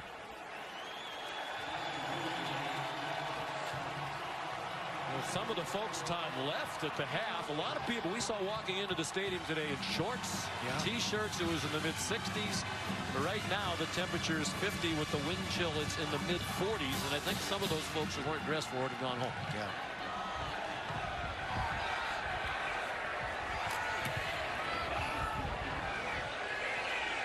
Billy Kinney, the punt. Dylan Stoner lost the football, and it looks like the Mountaineers got on it at the 18-yard line. A huge break for West Virginia, and one they dearly need in what has been a lethargic third quarter for Dana Holgerson's Mountaineers. Well, Stoner originally was signaling to, stay away from the football. And then at the last minute on the bounce, he decided to try to catch it. And he never fielded it cleanly. He just muffed it. He felt the pressure coming down, and a costly turnover, because just as we were saying, Sean, the momentum had changed in this game. And all of a sudden now, West Virginia with their 4th turnover that they forced in the football game. And I think he had the time and space to field it, at least stop the momentum of the ball, save them a couple of yards. But clearly he took his eye off the ball. as they were closing in on him rapidly. I think he just hesitated. I think his first instinct was to let it alone, and then at the last minute he tried to field it, and he didn't do it cleanly. From the 19-yard line, West Virginia. Kennedy McCoy knocked down after a 1-yard gain. That'll take us inside of a minute to go in the third quarter. Big game for West Virginia. Tied with Oklahoma for first in the Big 12. Oklahoma playing Kansas, a game they are almost certain to win. They both like to go into that showdown in Morgantown next week with one loss. One or the other could clinch a spot in the title game depending on how it all plays out today, and the Texas-Iowa State game involved in that as well. Marcus Sims, the intended receiver, 3rd and 9. Will Greer had to get rid of that because there was a blitz by Malcolm Rodriguez, was in the face of Will Greer, and he had to throw out the ball before he wanted to. Now a big 3rd down play. Again, the red zone has not been kind to West Virginia in the ball game.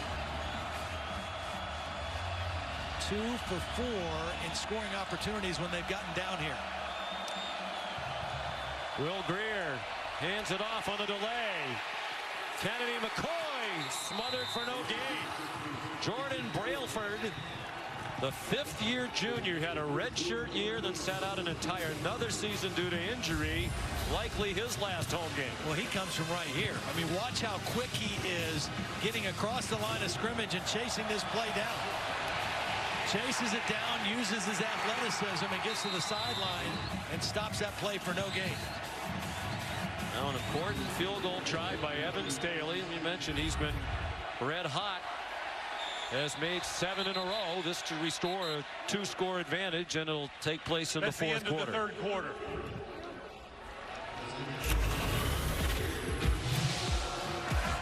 Heading to the 4th in Stillwater. West Virginia leading 31-24.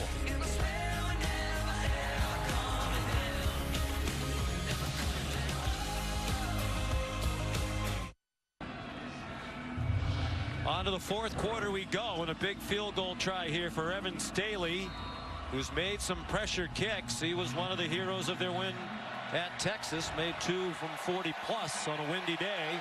This is from 34 with pretty good wind. And that one is good. Evan Staley puts West Virginia back up by 10, 4 seconds into the 4th quarter.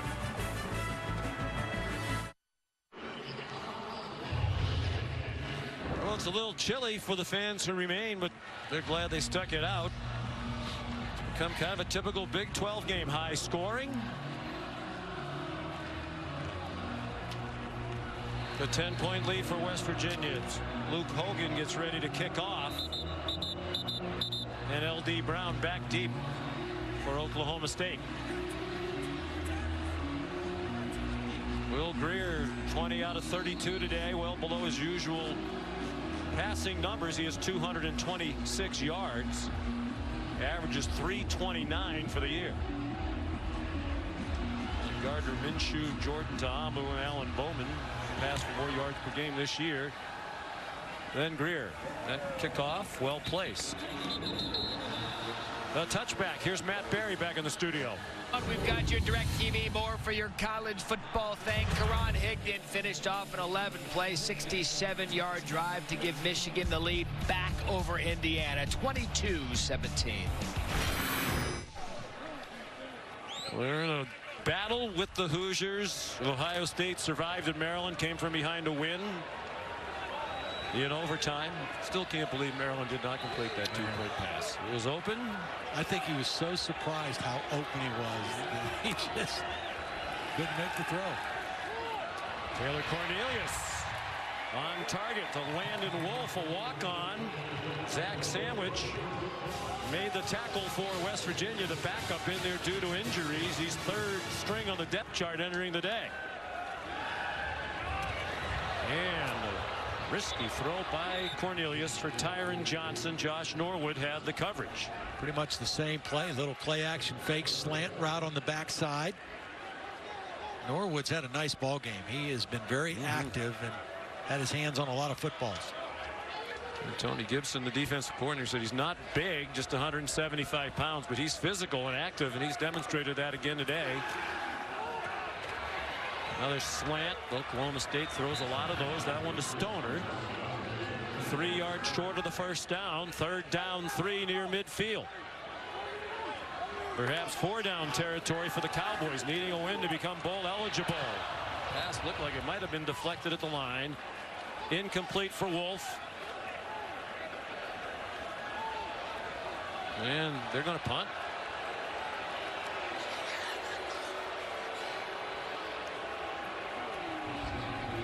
Are you surprised at all by that? There's a lot of time left, so no, I'm not totally surprised.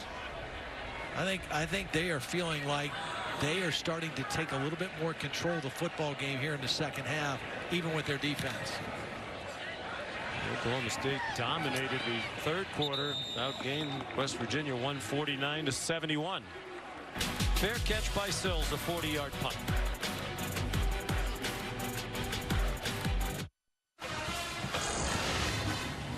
Time to take a look at today's player spotlight, brought to you by Wrangler. Will Greer, you look at his numbers last year compared to this year, the biggest thing that stands out right there, those 4 interceptions last year, none today, although he did have the fumble in the red zone, the only turnover by West Virginia. West Virginia and Will Greer with the football again here now in the 4th quarter. Trying to go to 9-1 with 1 game left against Oklahoma in a Big 12 showdown next week. Screen and a drop pass by Kennedy McCloy. Enoch Smith nearby.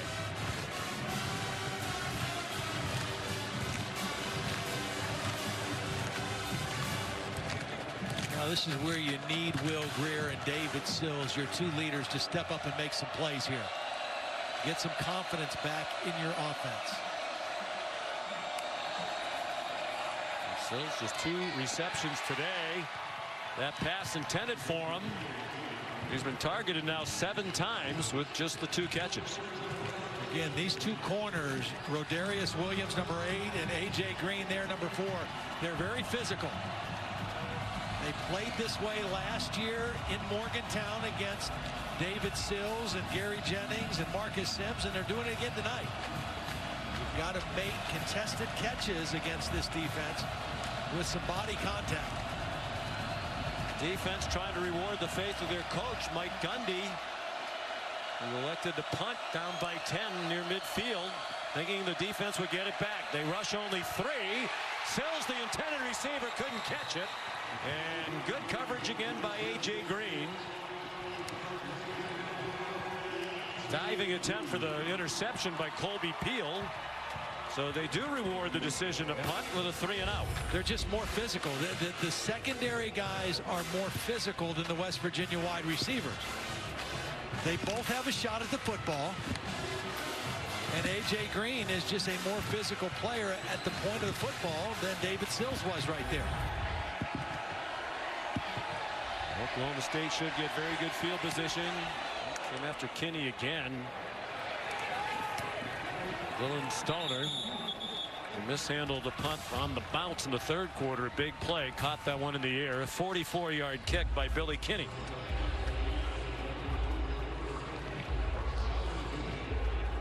The defense has done its job for Oklahoma State.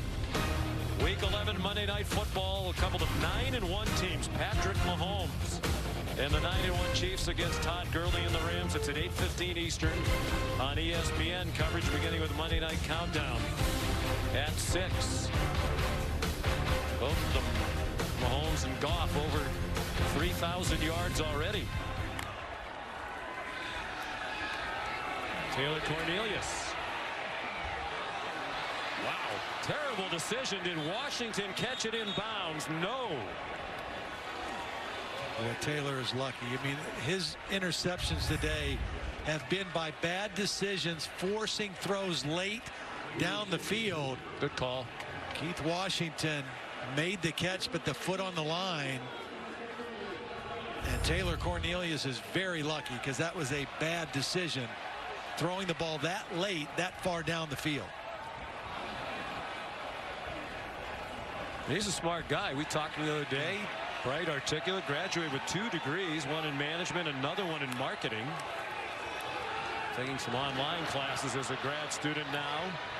Stoner gets the first down to the 45-yard line. Looked like they'd stop him a couple of yards short. But shoddy tackling, they didn't wrap him up, and he got the first down. Well, Tony Gibson told us defensively when we've had problems, it's always been about tackling. That was a problem on that play. Toyas Avery. Inside the 40. Chuba Hubbard.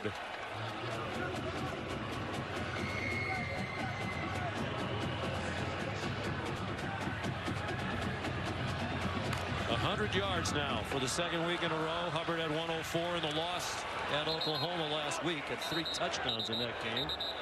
Hubbard stopped for a loss, but there is a flag down.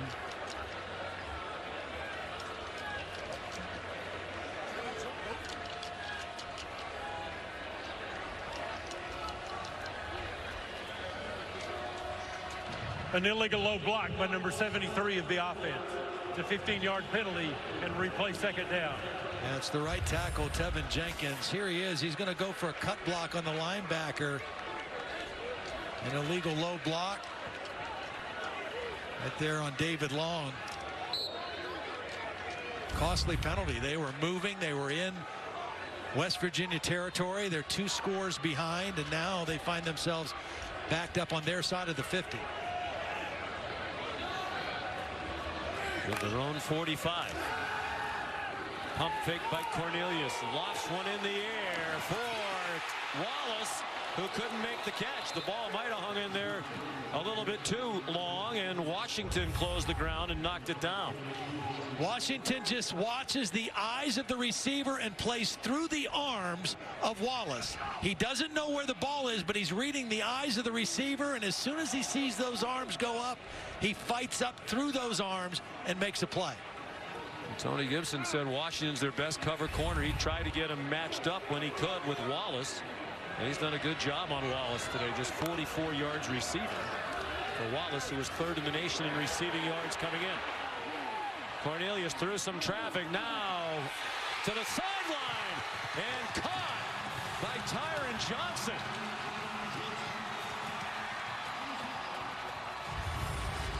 The question is, did Tyron Johnson run out of bounds, or did he get forced out of bounds?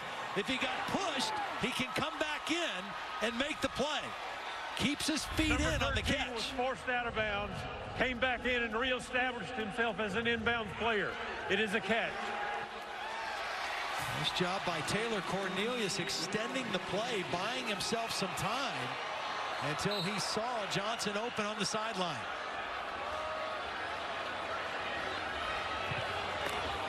From the 17. Nothing doing for Hubbard. David Long. Another tackle, his 29th straight start.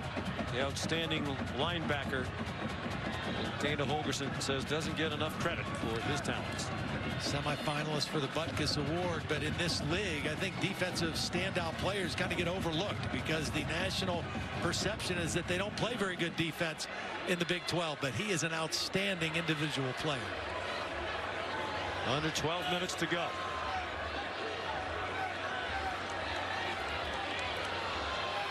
Crowd almost completely silent with the Cowboys on offense. Gibson brought a blitz and it worked. Kenny Bigelow in the middle of it for West Virginia, but Hubbard could not get started and did not get out of the backfield.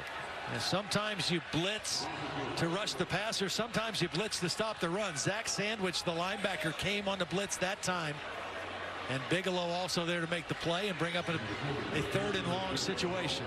Again, Oklahoma State needs to score twice, so they don't have to score a touchdown on this possession.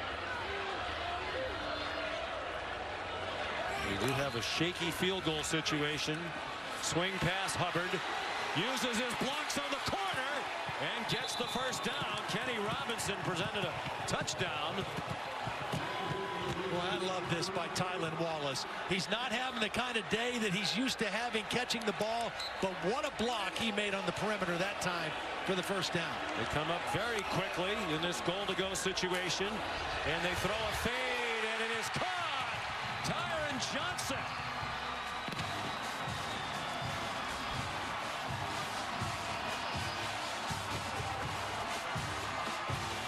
The safety help is going to Wallace's side. It's single coverage on Norwood, who's had a heck of a game. But this is a perfect throw by Taylor Cornelius over the outside shoulder to Tyron Johnson.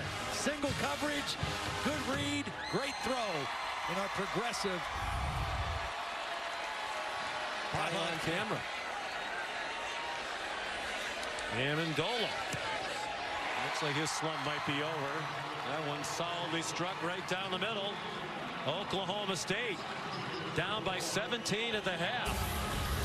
Has hurt itself a couple of times with some miscues today, but they keep fighting. Mike Gundy says the attitude and effort's been great all year, and certainly it has been again today.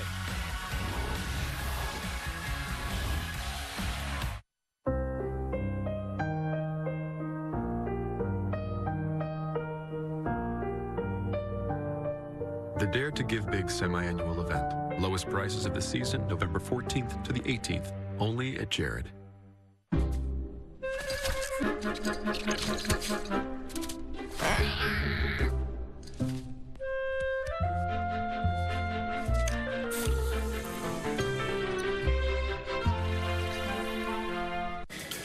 We didn't dream up a new way to find the best ramen.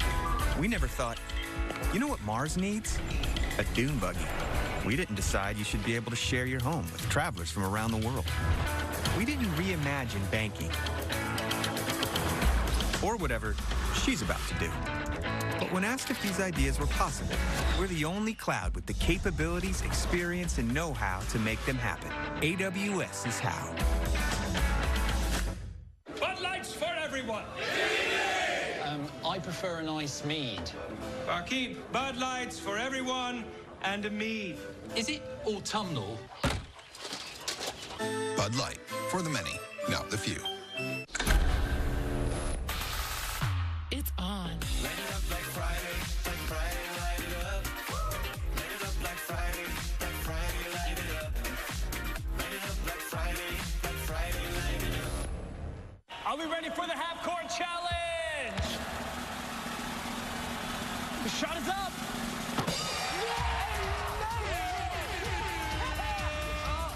Sir, your order's ready. Yeah! Sir, your order. It feels like a big win when you get a deal like this. This is unbelievable. Introducing McDonald's new $6 Classic Meal Deal.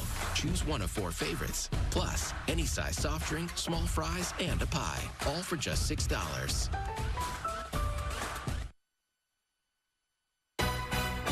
College football on ABC is presented by Jared. Dare to be devoted. In part by Pacific Life. Experience the power of Pacific. And Coke Zero. Sean McDonough, Todd Blackledge, Holly Rowe back in Stillwater, Oklahoma, Boone Pickens Stadium. Will Greer and West Virginia trying to beat Oklahoma State for the first time in 4 years. Had a 17-point lead, but Oklahoma State has had the upper hand in the second half. They're back within 3 with a lot of time to go. Just a completely different Oklahoma State offensive football team and defense in the third quarter. And they just turned the thing completely around. Started with their running game and their defense in the red zone, and now it's a heck of a ball game. Wind which picked up.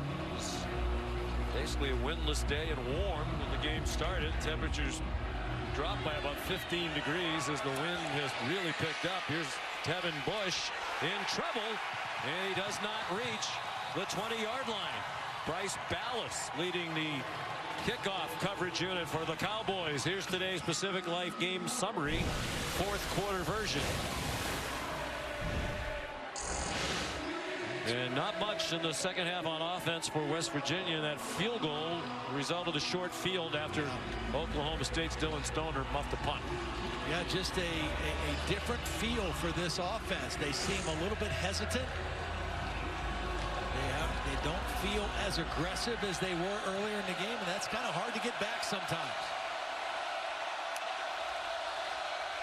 On first down, Greer after the play fake. What a catch! Trevon Wesco and now running after the catch. Are you kidding me? That reminded me of Rob Gronkowski right there. The catch and the run after the catch. 6'4", 275 pounds. He had one catch last year. That is an athletic play by a big man. And right when their offense needed it, he delivered. Second catch of the day. Good for 43 yards.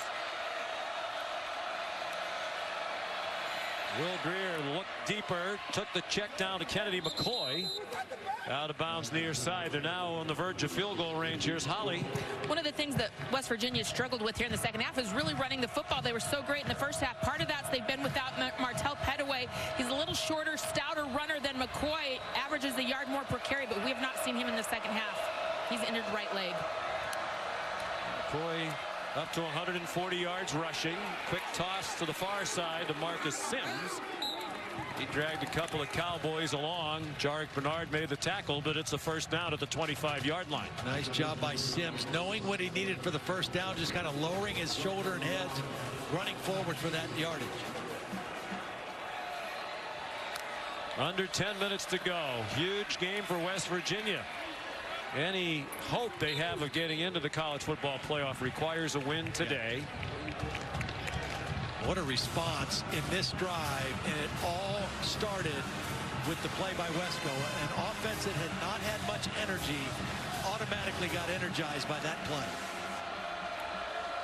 Fifth-year senior from Martinsburg, West Virginia, spent a couple of years in junior college, and to throw high over the head of Marcus Sims.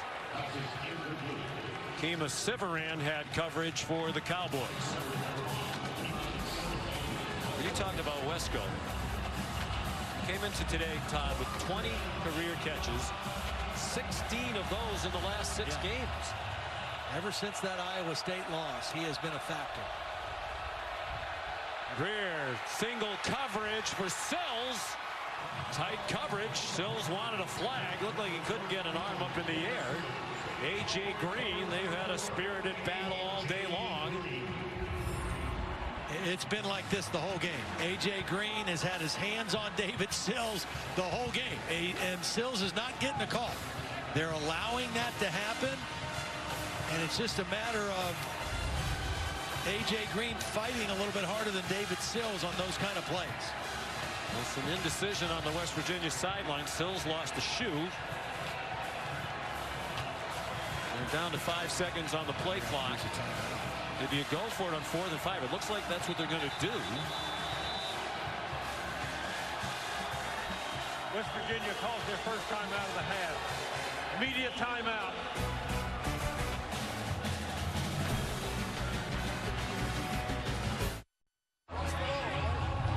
You're watching ABC College Football presented by Jarrett. It's Dr. Pepper's championship drive game of the week, and another good one.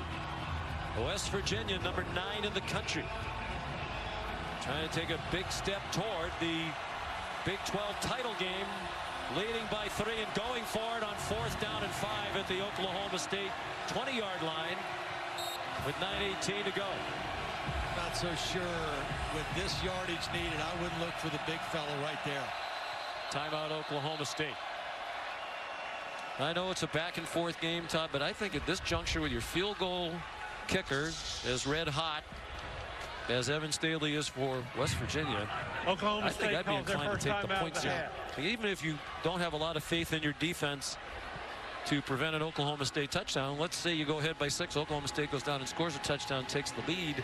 There's still a lot of time left in the game for you to go down and score again. Points could be key. I agree. I think you take the points here. I mean, obviously Dana Holgerson wants to go for it. He wants to try to stay in position to get a touchdown here. But with this much time on, I think you've got the lead, keep the lead, increase the lead the best you can, and hope that your defense can kind of get it going a little bit.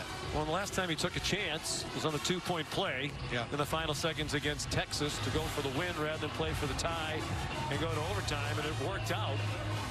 One of the gutsy calls of the year. He said there was never any hesitation about going for it. There's Staley, the kicker. He's made 2 today and has made 8 in a row. Well, and he also said in that situation he wants the ball in number 7's hands, and that's what he's going to do here too. He's going to put the ball in Will Greer's hands. It has not been one of the shiningest moments of games for Will Grier, but he's still 23 of 40, 284 yards, and a couple touchdowns, and he's the leader. He's the guy that you're counting on to read and recognize the defense and get the ball where it needs to go. A big play call here for Holgerson for his play caller, the Oklahoma native Jake Spavital. 4th down and 5.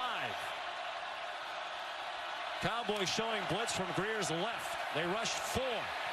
Grier dancing around, plenty of time, into the end zone and incomplete. He got tackled before the ball got there. They're going to have a pass interference, and I think it's the right call. This ball would have been a touchdown had there not been contact before the ball got there. Pass interference by number 16 of the defense. It's a 15-yard penalty and a 1st down.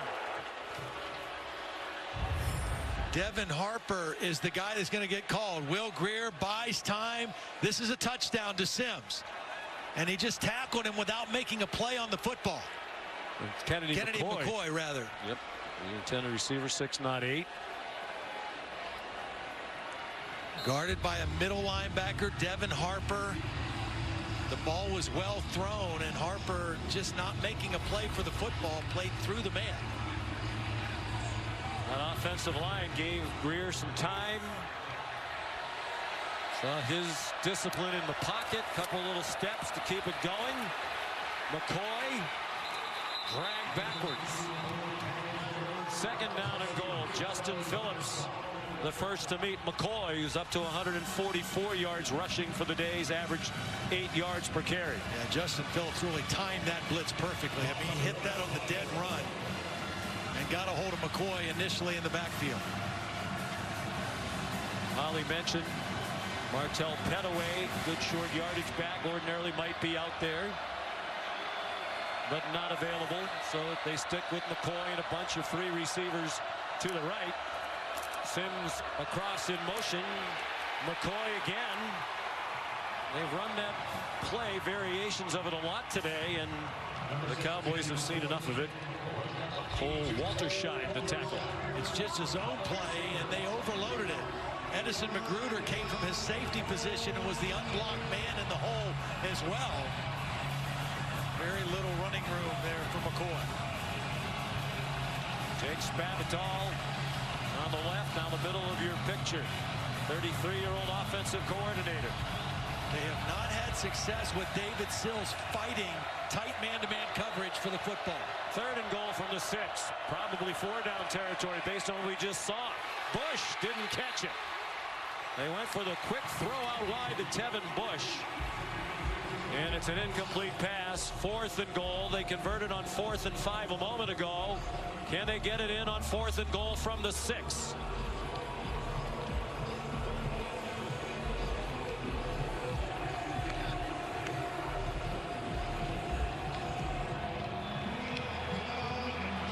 Jordan Brailford's had a huge day. Career high in tackles. Got 4 receivers to the left, and Sills by himself on the bottom. Grier, quarterback draw. Great call. Can he make it? Yes, he can. Touchdown, West Virginia. Sean, this is the same formation and setup as the 2-point play that beat Texas. 4 receivers to the left. Isolate David Sills, and it's a quarterback run for Will Grier. This is his read all the way. Same play that he scored the 2-point play to beat Texas in Austin. And he talked about it at the time. They lined up to throw a quick slant to Sills. They actually ran the play, but Texas had called a timeout just before the snap, so it got blown down. So then they ran that similar play to the one that you just saw, we just saw. And Will Grier said on that play when he ran in for the 2, there were 4 options on the play, and I was the 4th option running it in. I think he was a higher option this time. It looked like it was designed for him to do what he just did. Will Grier, the touchdown. And his dad, Chad, loving every second of it.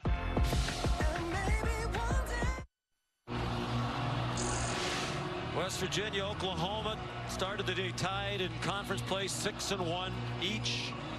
a chance one of them could clinch a spot in the Big 12 title game today. West Virginia could do it by winning this game. With Oklahoma winning against Kansas in Norman, they get started in about a half hour. We'll get back to the scenarios in a moment. First, the kickoff by Luke Hogan. L.D. Brown thrown down at the 21-yard line. And the West Virginia scenario would need a Texas win over Iowa State, because Iowa State has the win over West Virginia. West Virginia's only lost, so they'd own a tiebreaker if they wound up with 2 losses each.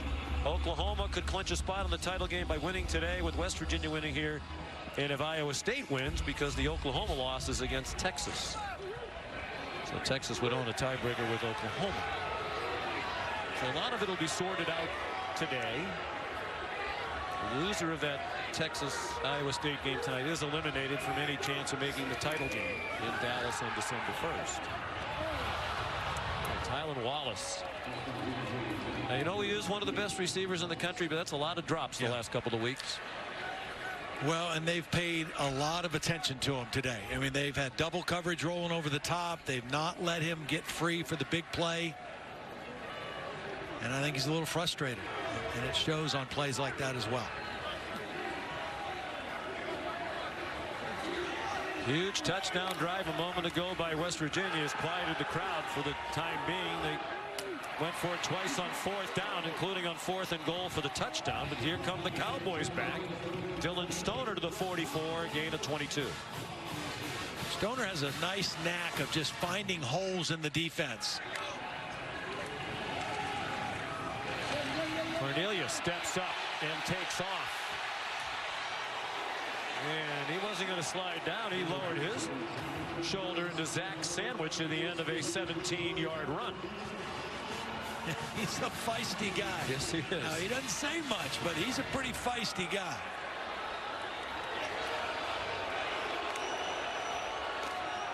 His last game at Oklahoma State, his last home game. Dylan Stoner, did he get to the first down marker? We're waiting for the spot far sideline. There's a West Virginia player slow to get up, and the Cowboy fans booing. This is a few times today they believe their offense has been slowed down by someone who may or may not be injured. Kenny Bigelow down again.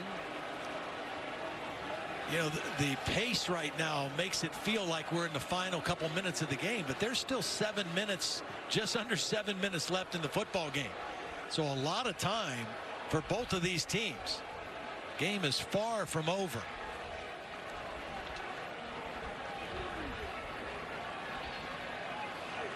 Well, as they tend to Bigelow, there's a question about the spot of the ball. You saw the West Virginia coaches yelling at the official on the far sideline. Here's Stoner. Yeah, I think he doesn't go down until he has the first down past the yellow line, and they spotted him about a yard short of the line to make, unless he was out of bounds, which it did not appear to be the case from that replay we just saw.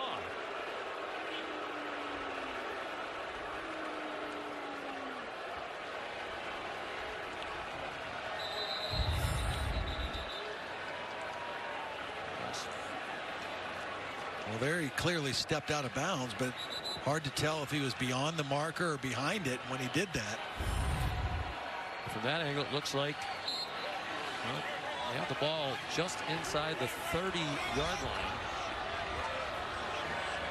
Apparently replay, which has stopped the game a couple of times to review important spots of the ball, is going to let this one go.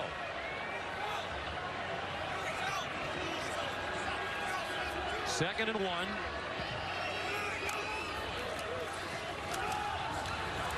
Hubbard got the first down, bounced off some hits. David Long and Reese Donahue combining on the play for West Virginia. 6.5 to go. Cowboys on the move again. I think we're seeing, Todd, why Dana Holgerson went for it twice on 4th down the last drive. Would not have felt comfortable with a 6-point lead. The way Oklahoma State's moved the ball in the second half. Tyron Johnson is the guy at the bottom who's going to get the single coverage most of the time if you're looking for a big throw. Play clock down to 5. Pressure off the corner, and he got upended. Cornelius escapes away from it. Throws into the end zone, and Stoner could not hang on.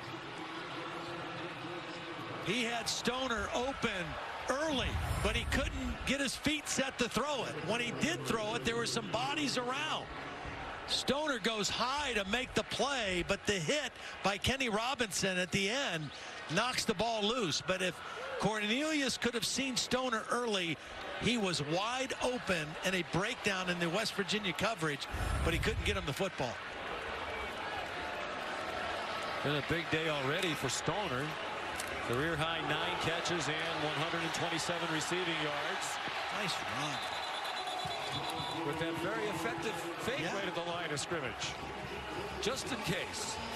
He just runs better than you think that he would be able to. But again, a 4-sport star in high school, high jumper, jumped 6'6".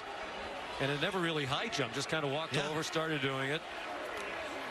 Was a Class 2A area champ in the Amarillo area. David Long brought him down there. He was a second baseman in baseball. That is a tall second baseman.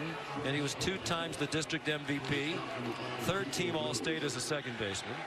Class 2A All-State in basketball. And yet couldn't get a scholarship offer from anyone for anything. Except West Texas A&M. So he walked on here.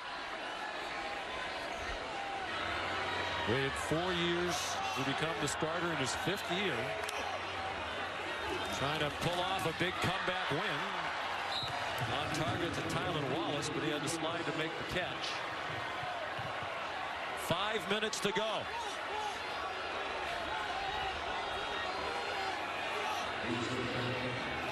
Stoner's been a go-to guy. Cornelius keeps it again. Touchdown! Taylor Cornelius. The Cowboys refuse to pack it in. Ezekiel Rose kind of gets frozen. The defensive end, watch number 5. He's going to be the guy that's responsible right here. Taylor Cornelius reads him and then runs around him for his 8th rushing touchdown of the season. Back and forth we go. Cornelius has rushed for 77 yards today. Averaging 7 a carry. Matt Amendola right down the middle again. And that's big because it makes it a 3-point game and they can tie it with a field goal. 41-38 with 4:47 to go. Oklahoma State quarterback Taylor Cornelius continuing to show his moxie, pulling his team within striking distance. His one and only season as a starter, and he said, you know, I talked to Coach Gundy about it a little bit, but we didn't talk about it much. I said to him, I've been loyal to you. He's been loyal to me. I just told him, I'm going to play my guts out for you if you stick with me and give me the opportunity, and boy, has he ever. Yeah, he's had an up-and-down season, but huge in the game last week. Set the Bedlam game record with 501 yards passing. Fair catch on the Hockett kickoff by Letty Brown. Here's Matt Berry back in the studio. Yes, Sean, time now for the All-State Mayhem moment. Battle for L.A. 2-8 UCLA need to stop here on 4th and 4. JT Daniels' pass goes incomplete. And Chip Kelly wins his first battle opposite of USC. Could lead to mayhem coming up for Clay Helton and the Trojans. Coming up top of the hour, Mackenzie Milton and UCF. 22-game winning streak on the line. ABC primetime tonight. Sean? All right, Matt, thank you. Rough times for USC. A lot of the teams involved in the playoff picture cheering for the Trojans in their game next weekend against Notre Dame. Tevin Bush smothered for a loss by this fired-up Cowboy defense.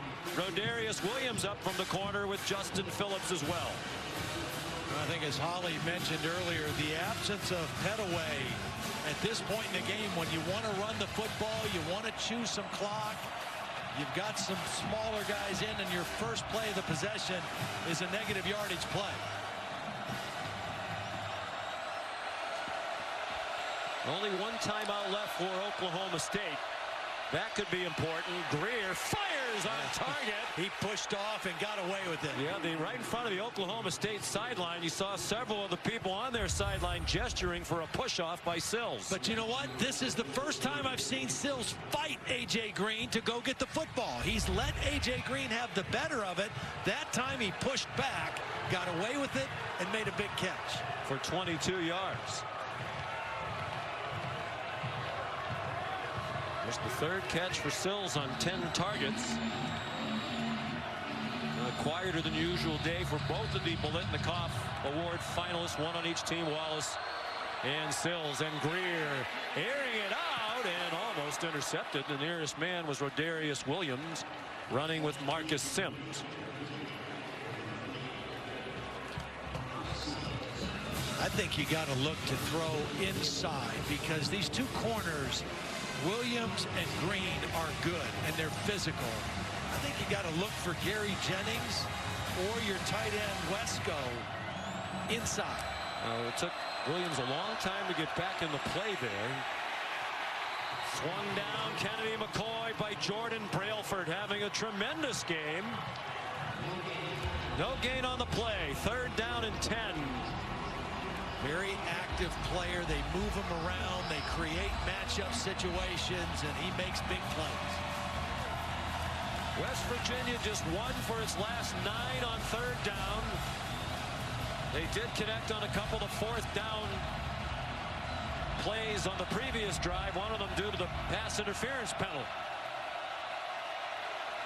Oklahoma State showing just a 3-man rush here. Going to drop into zone. And they try to sneak in a run with McCoy. And he stopped way short of the 1st down. Will Oklahoma State use its last timeout? Yes, the Cowboys do. Oklahoma State calls their final timeout of the half. 30-second timeout. With 2:44 to go, but with the way the Cowboys offense is moving, a lot of time Set the game clock at 2:45. remaining. What a day it's already been on ABC. Ohio State and Maryland to overtime. This one down to the wire, and more great action to come tonight from the American Athletic Conference. Undefeated UCF ranked number 11 against 24th ranked Cincinnati.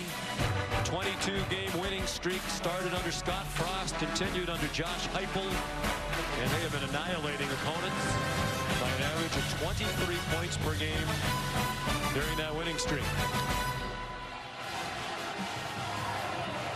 Checked with Maria Taylor, who's the reporter for that game, and she said to keep in mind the seniors on that UCF team are the same seniors that went winless early in their career. They've had 3 different head coaches, but somehow they have stayed together as a brotherhood, and Josh Heupel said, we have kept that brotherhood strong. I appreciate those players sticking with the program, and now the seniors have a chance to go out undefeated. 0-13 in George O'Leary's last year, went to 6-6 under Coach Frost, then undefeated last year and undefeated in the first year for Heupel. So here comes the offense back on the field. The punt team was coming onto the field. The offensive line was going to sit down, and Dana Holgorsen changed his mind. And now he's going for it again on 4th down on his side of the 50-yard line, winning by 3. Wow. Whoa, Sills took off. Now you punt the football. A false start by number 13 of the offense. The 5-yard penalty, and it's still 4th down. You have to punt it now. Oh. I don't know about you, but I'm really curious to know what that play was going to be. That is really taking a big chance. Yeah. With 2:45 to go, going for it on your side of the field, ahead by only a field goal. And you got an offense in Oklahoma State that had 208 yards in the first half and 321 yards now in the second half. So don't give them a short field. Well, here's Kinney with a gusty wind. And that one gets affected by the wind. A hook out of bounds to the right. Looks like they're going to mark it at the 25-yard line. 31-yard kick. Oklahoma State right now with 529 yards of offense, trying to overcome the 4 turnovers in the game.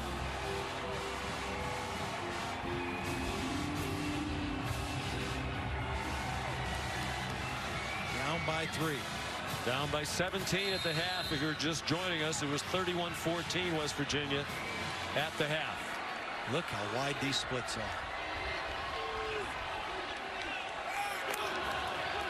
4 receivers. After the play fake, lots of running room. Cornelius banged down, but another nifty run. He got out to the 42 for 17 yards. He's got to be closing in on 100. He has right? 95. Great decision to run the football. 2:20 to go. Cornelius over the middle, not a good throw, and almost intercepted. It was behind Tyron Johnson, who reaching for it flipped it up in the air, and Kenny Robinson almost picked it off. Ball was thrown behind, and Tyron Johnson actually flipped it up in the air, and Kenny Robinson almost came up with another interception. Forced the fumble early in the game, almost came up with another big play. 2:16 to go.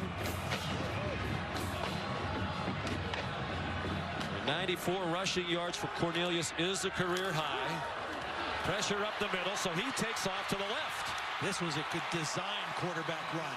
Everything else he's done for the most part has been improvised. This was a design quarterback draw for a big play.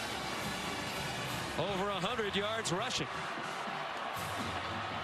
And 327 passing. Cornelius, fifth-year senior, first-year starter, waited a long time for this platform and ran out of time as he scrambled to his left. 1:57 to go. 2nd and 10. We think back to Matt Amendola, the kicker. His career long is 53. Slumping coming in, but he's looked solid today.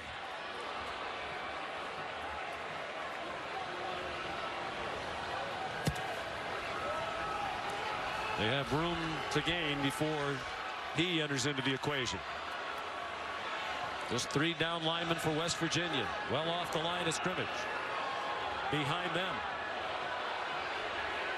Play clock at 2. They get it off. Hubbard weaves through the traffic. Hubbard in the field goal range at the 22-yard line. Davon Askew Henry with the big stop for West Virginia. We talked about the new center in there. Rye Schneider. What a block on the second level on the linebacker to break that play open. And we wonder if some of the defensive attention now was on Cornelius, thinking that he might keep it with the way he's been running lately. The Mountaineers crowd the line a bit, then start to retreat. Under a minute and a half to go. This defense is calling for a pass because they're in there to stop a run.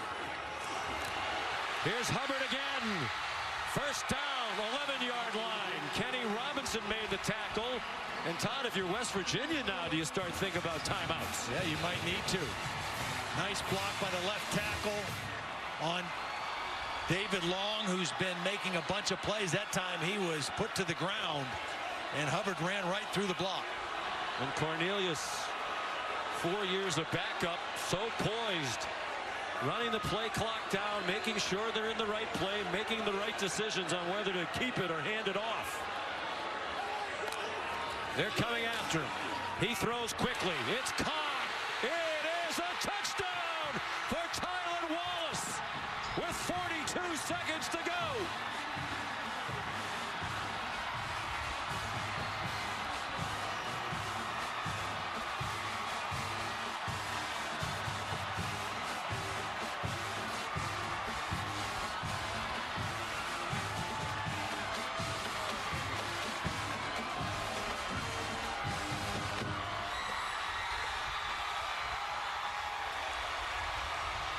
And now Amendola, who missed a key PAT last week in the loss at Oklahoma. Makes that one, and that's huge. Makes it a 4-point game, and now a field goal does West Virginia no good. Taylor knows that pressure's coming. There's going to be an unblocked linebacker sandwich on the pressure. He's got to get rid of it quick. But he also knows with blitz, he's got single coverage. And Tylan Wallace beats him on the slant. And watch the fight for the end zone. Right through the body of Keith Washington into the end zone for the touchdown. And that's just 6 feet, probably generous, 185 pounds for Tylan Wallace. Terrific athlete. Hasn't been his biggest day, but we've said it a few times. In their big wins along the way, he's had his best games against Texas and in the loss to Oklahoma. 7 catches today for 62. That's pretty consistent. Yes, it is. Across the board. Wow. First lead of the day for Oklahoma State.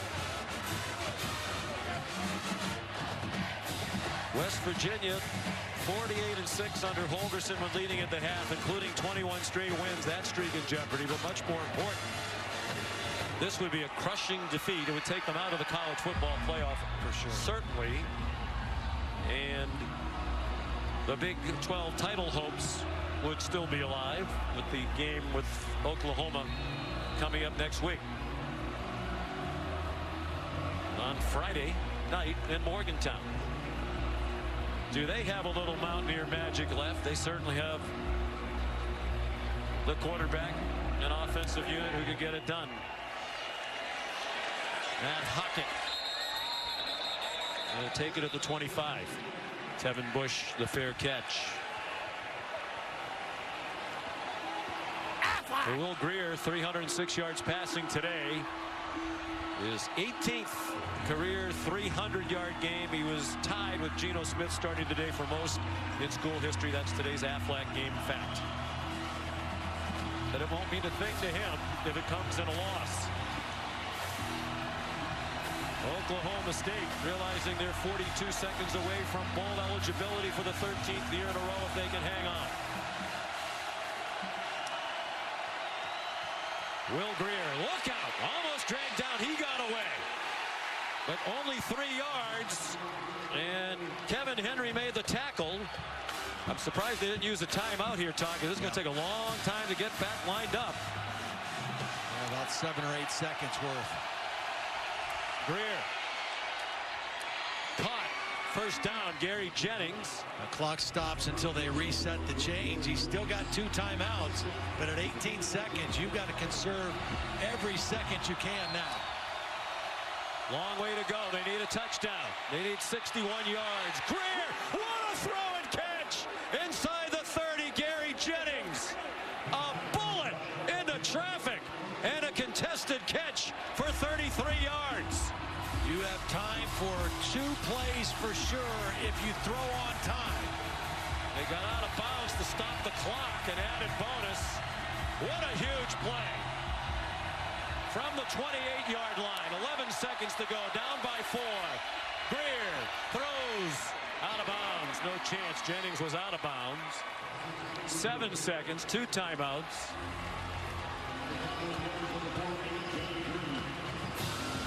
And I think Dana Holgorsen probably wishes he had used the timeout after the Grier run to start this possession. Those are valuable seconds that ticked off. Now they may end the game with a timeout in their pocket. Look at this coverage here. They just want to try to guard the end zone here. On 2nd and 10, Grier short of the end zone. He gets down quickly. Sills, 1 second to go. That's a smart play because now you don't have to throw a desperation play. West Virginia calls their second timeout of the half. 30-second timeout. You make that catch, you get the timeout. Now you can call a normal play from the 14-yard line. Living on the edge. I mean, no question. One more tick goes off the clock and they're dead. But now everything's still alive.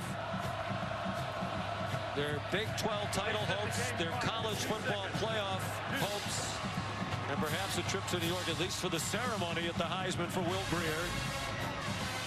One last play, barring a defensive penalty. And it's 1st and 10, but effectively 1st and goal. They did put 1 second back on the clock. That won't mean anything either. So typically in this part of the field, David Sills is the guy that Will Grier looks for. 4 catches, 68 yards, and a 1 touchdown in this ball game, but he's a big receiver at 6'4". That has been his go-to guy in the red zone. They got down here with a 33-yard strike to Jennings. It was a 33-yard touchdown to Jennings that set up the 2-point game winner at Texas. Now they're in position for a game winner here. And another timeout. West Virginia calls their final timeout of the half. 30-second timeout. And you saw the alignment. Jake Spavital calls the plays. But Holgorsen in this instance having some input. Jake did tell us the other day that Dana, for a guy who made his name as an excellent play caller, has been very good about basically laying back and letting Spavital call the plays. He's involved. He knows what's being called. He knows what their plan is, but he gives him his space and his freedom. And right on cue, Holgorsen walks away, and it's Spavital going through the play call. And all Cornelius can do is watch. He's done his job and then some. I'm so impressed with him. He'll go to an NFL camp for sure, as Todd McShay noted was likely last week. Will Grier will too. It's the play of the year for West Virginia. They had the magic at the end of the Texas game. Can they do it again? 3 receivers to the right, but now 1 goes in motion to the left. It's Jennings. Oklahoma State blitzes. A fake by Grier. His last second throw broken up by A.J. Green. Oklahoma State wins.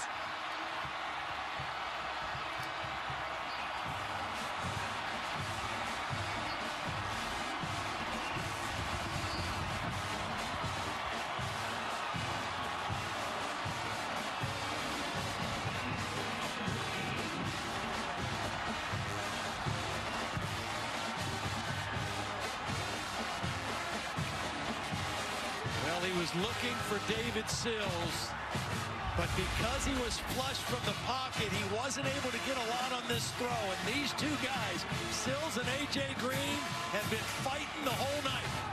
Hands on him, gets away with it, gets a hand on the football, makes a play for the ball. They're not going to call that on the last play of the game. And Oklahoma State gets the incredible comeback win. Here's Holly.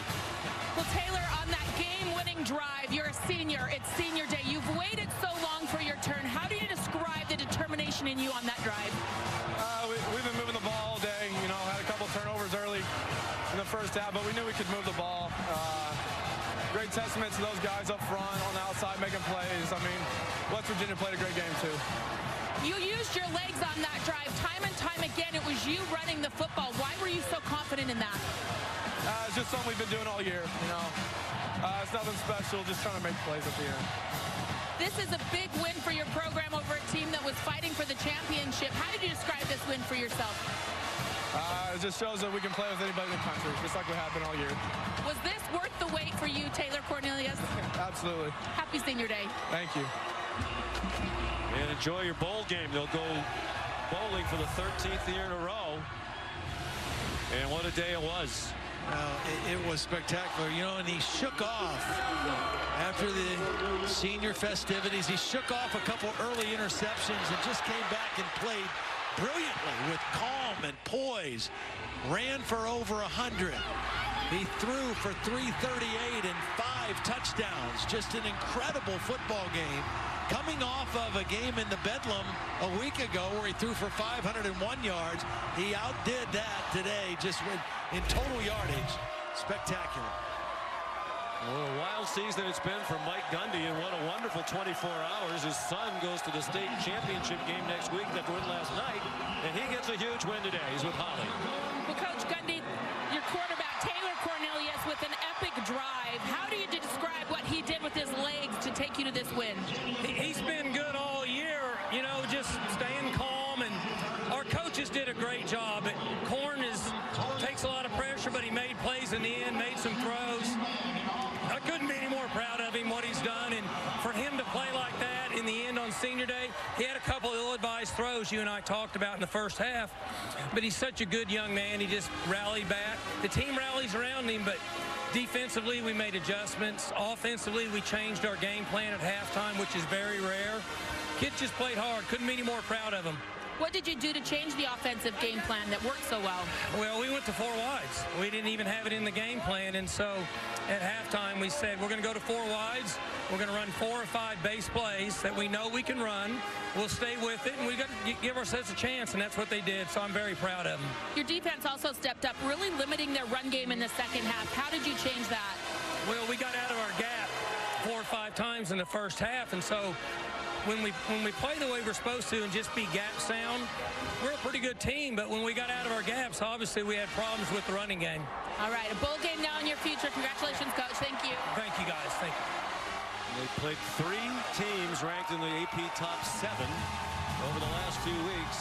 Beat 2 of them in Texas and West Virginia. And they were a 2-point conversion away from knocking off Oklahoma as well last week. It's been a wild ride for the Cowboys this season. Cincinnati and UCF will continue this awesome day of college football on ABC. This has been a presentation of college football on ABC. Todd Blackledge, Holly Rowe, Sean McDonough. Good night from Stillwater, Oklahoma.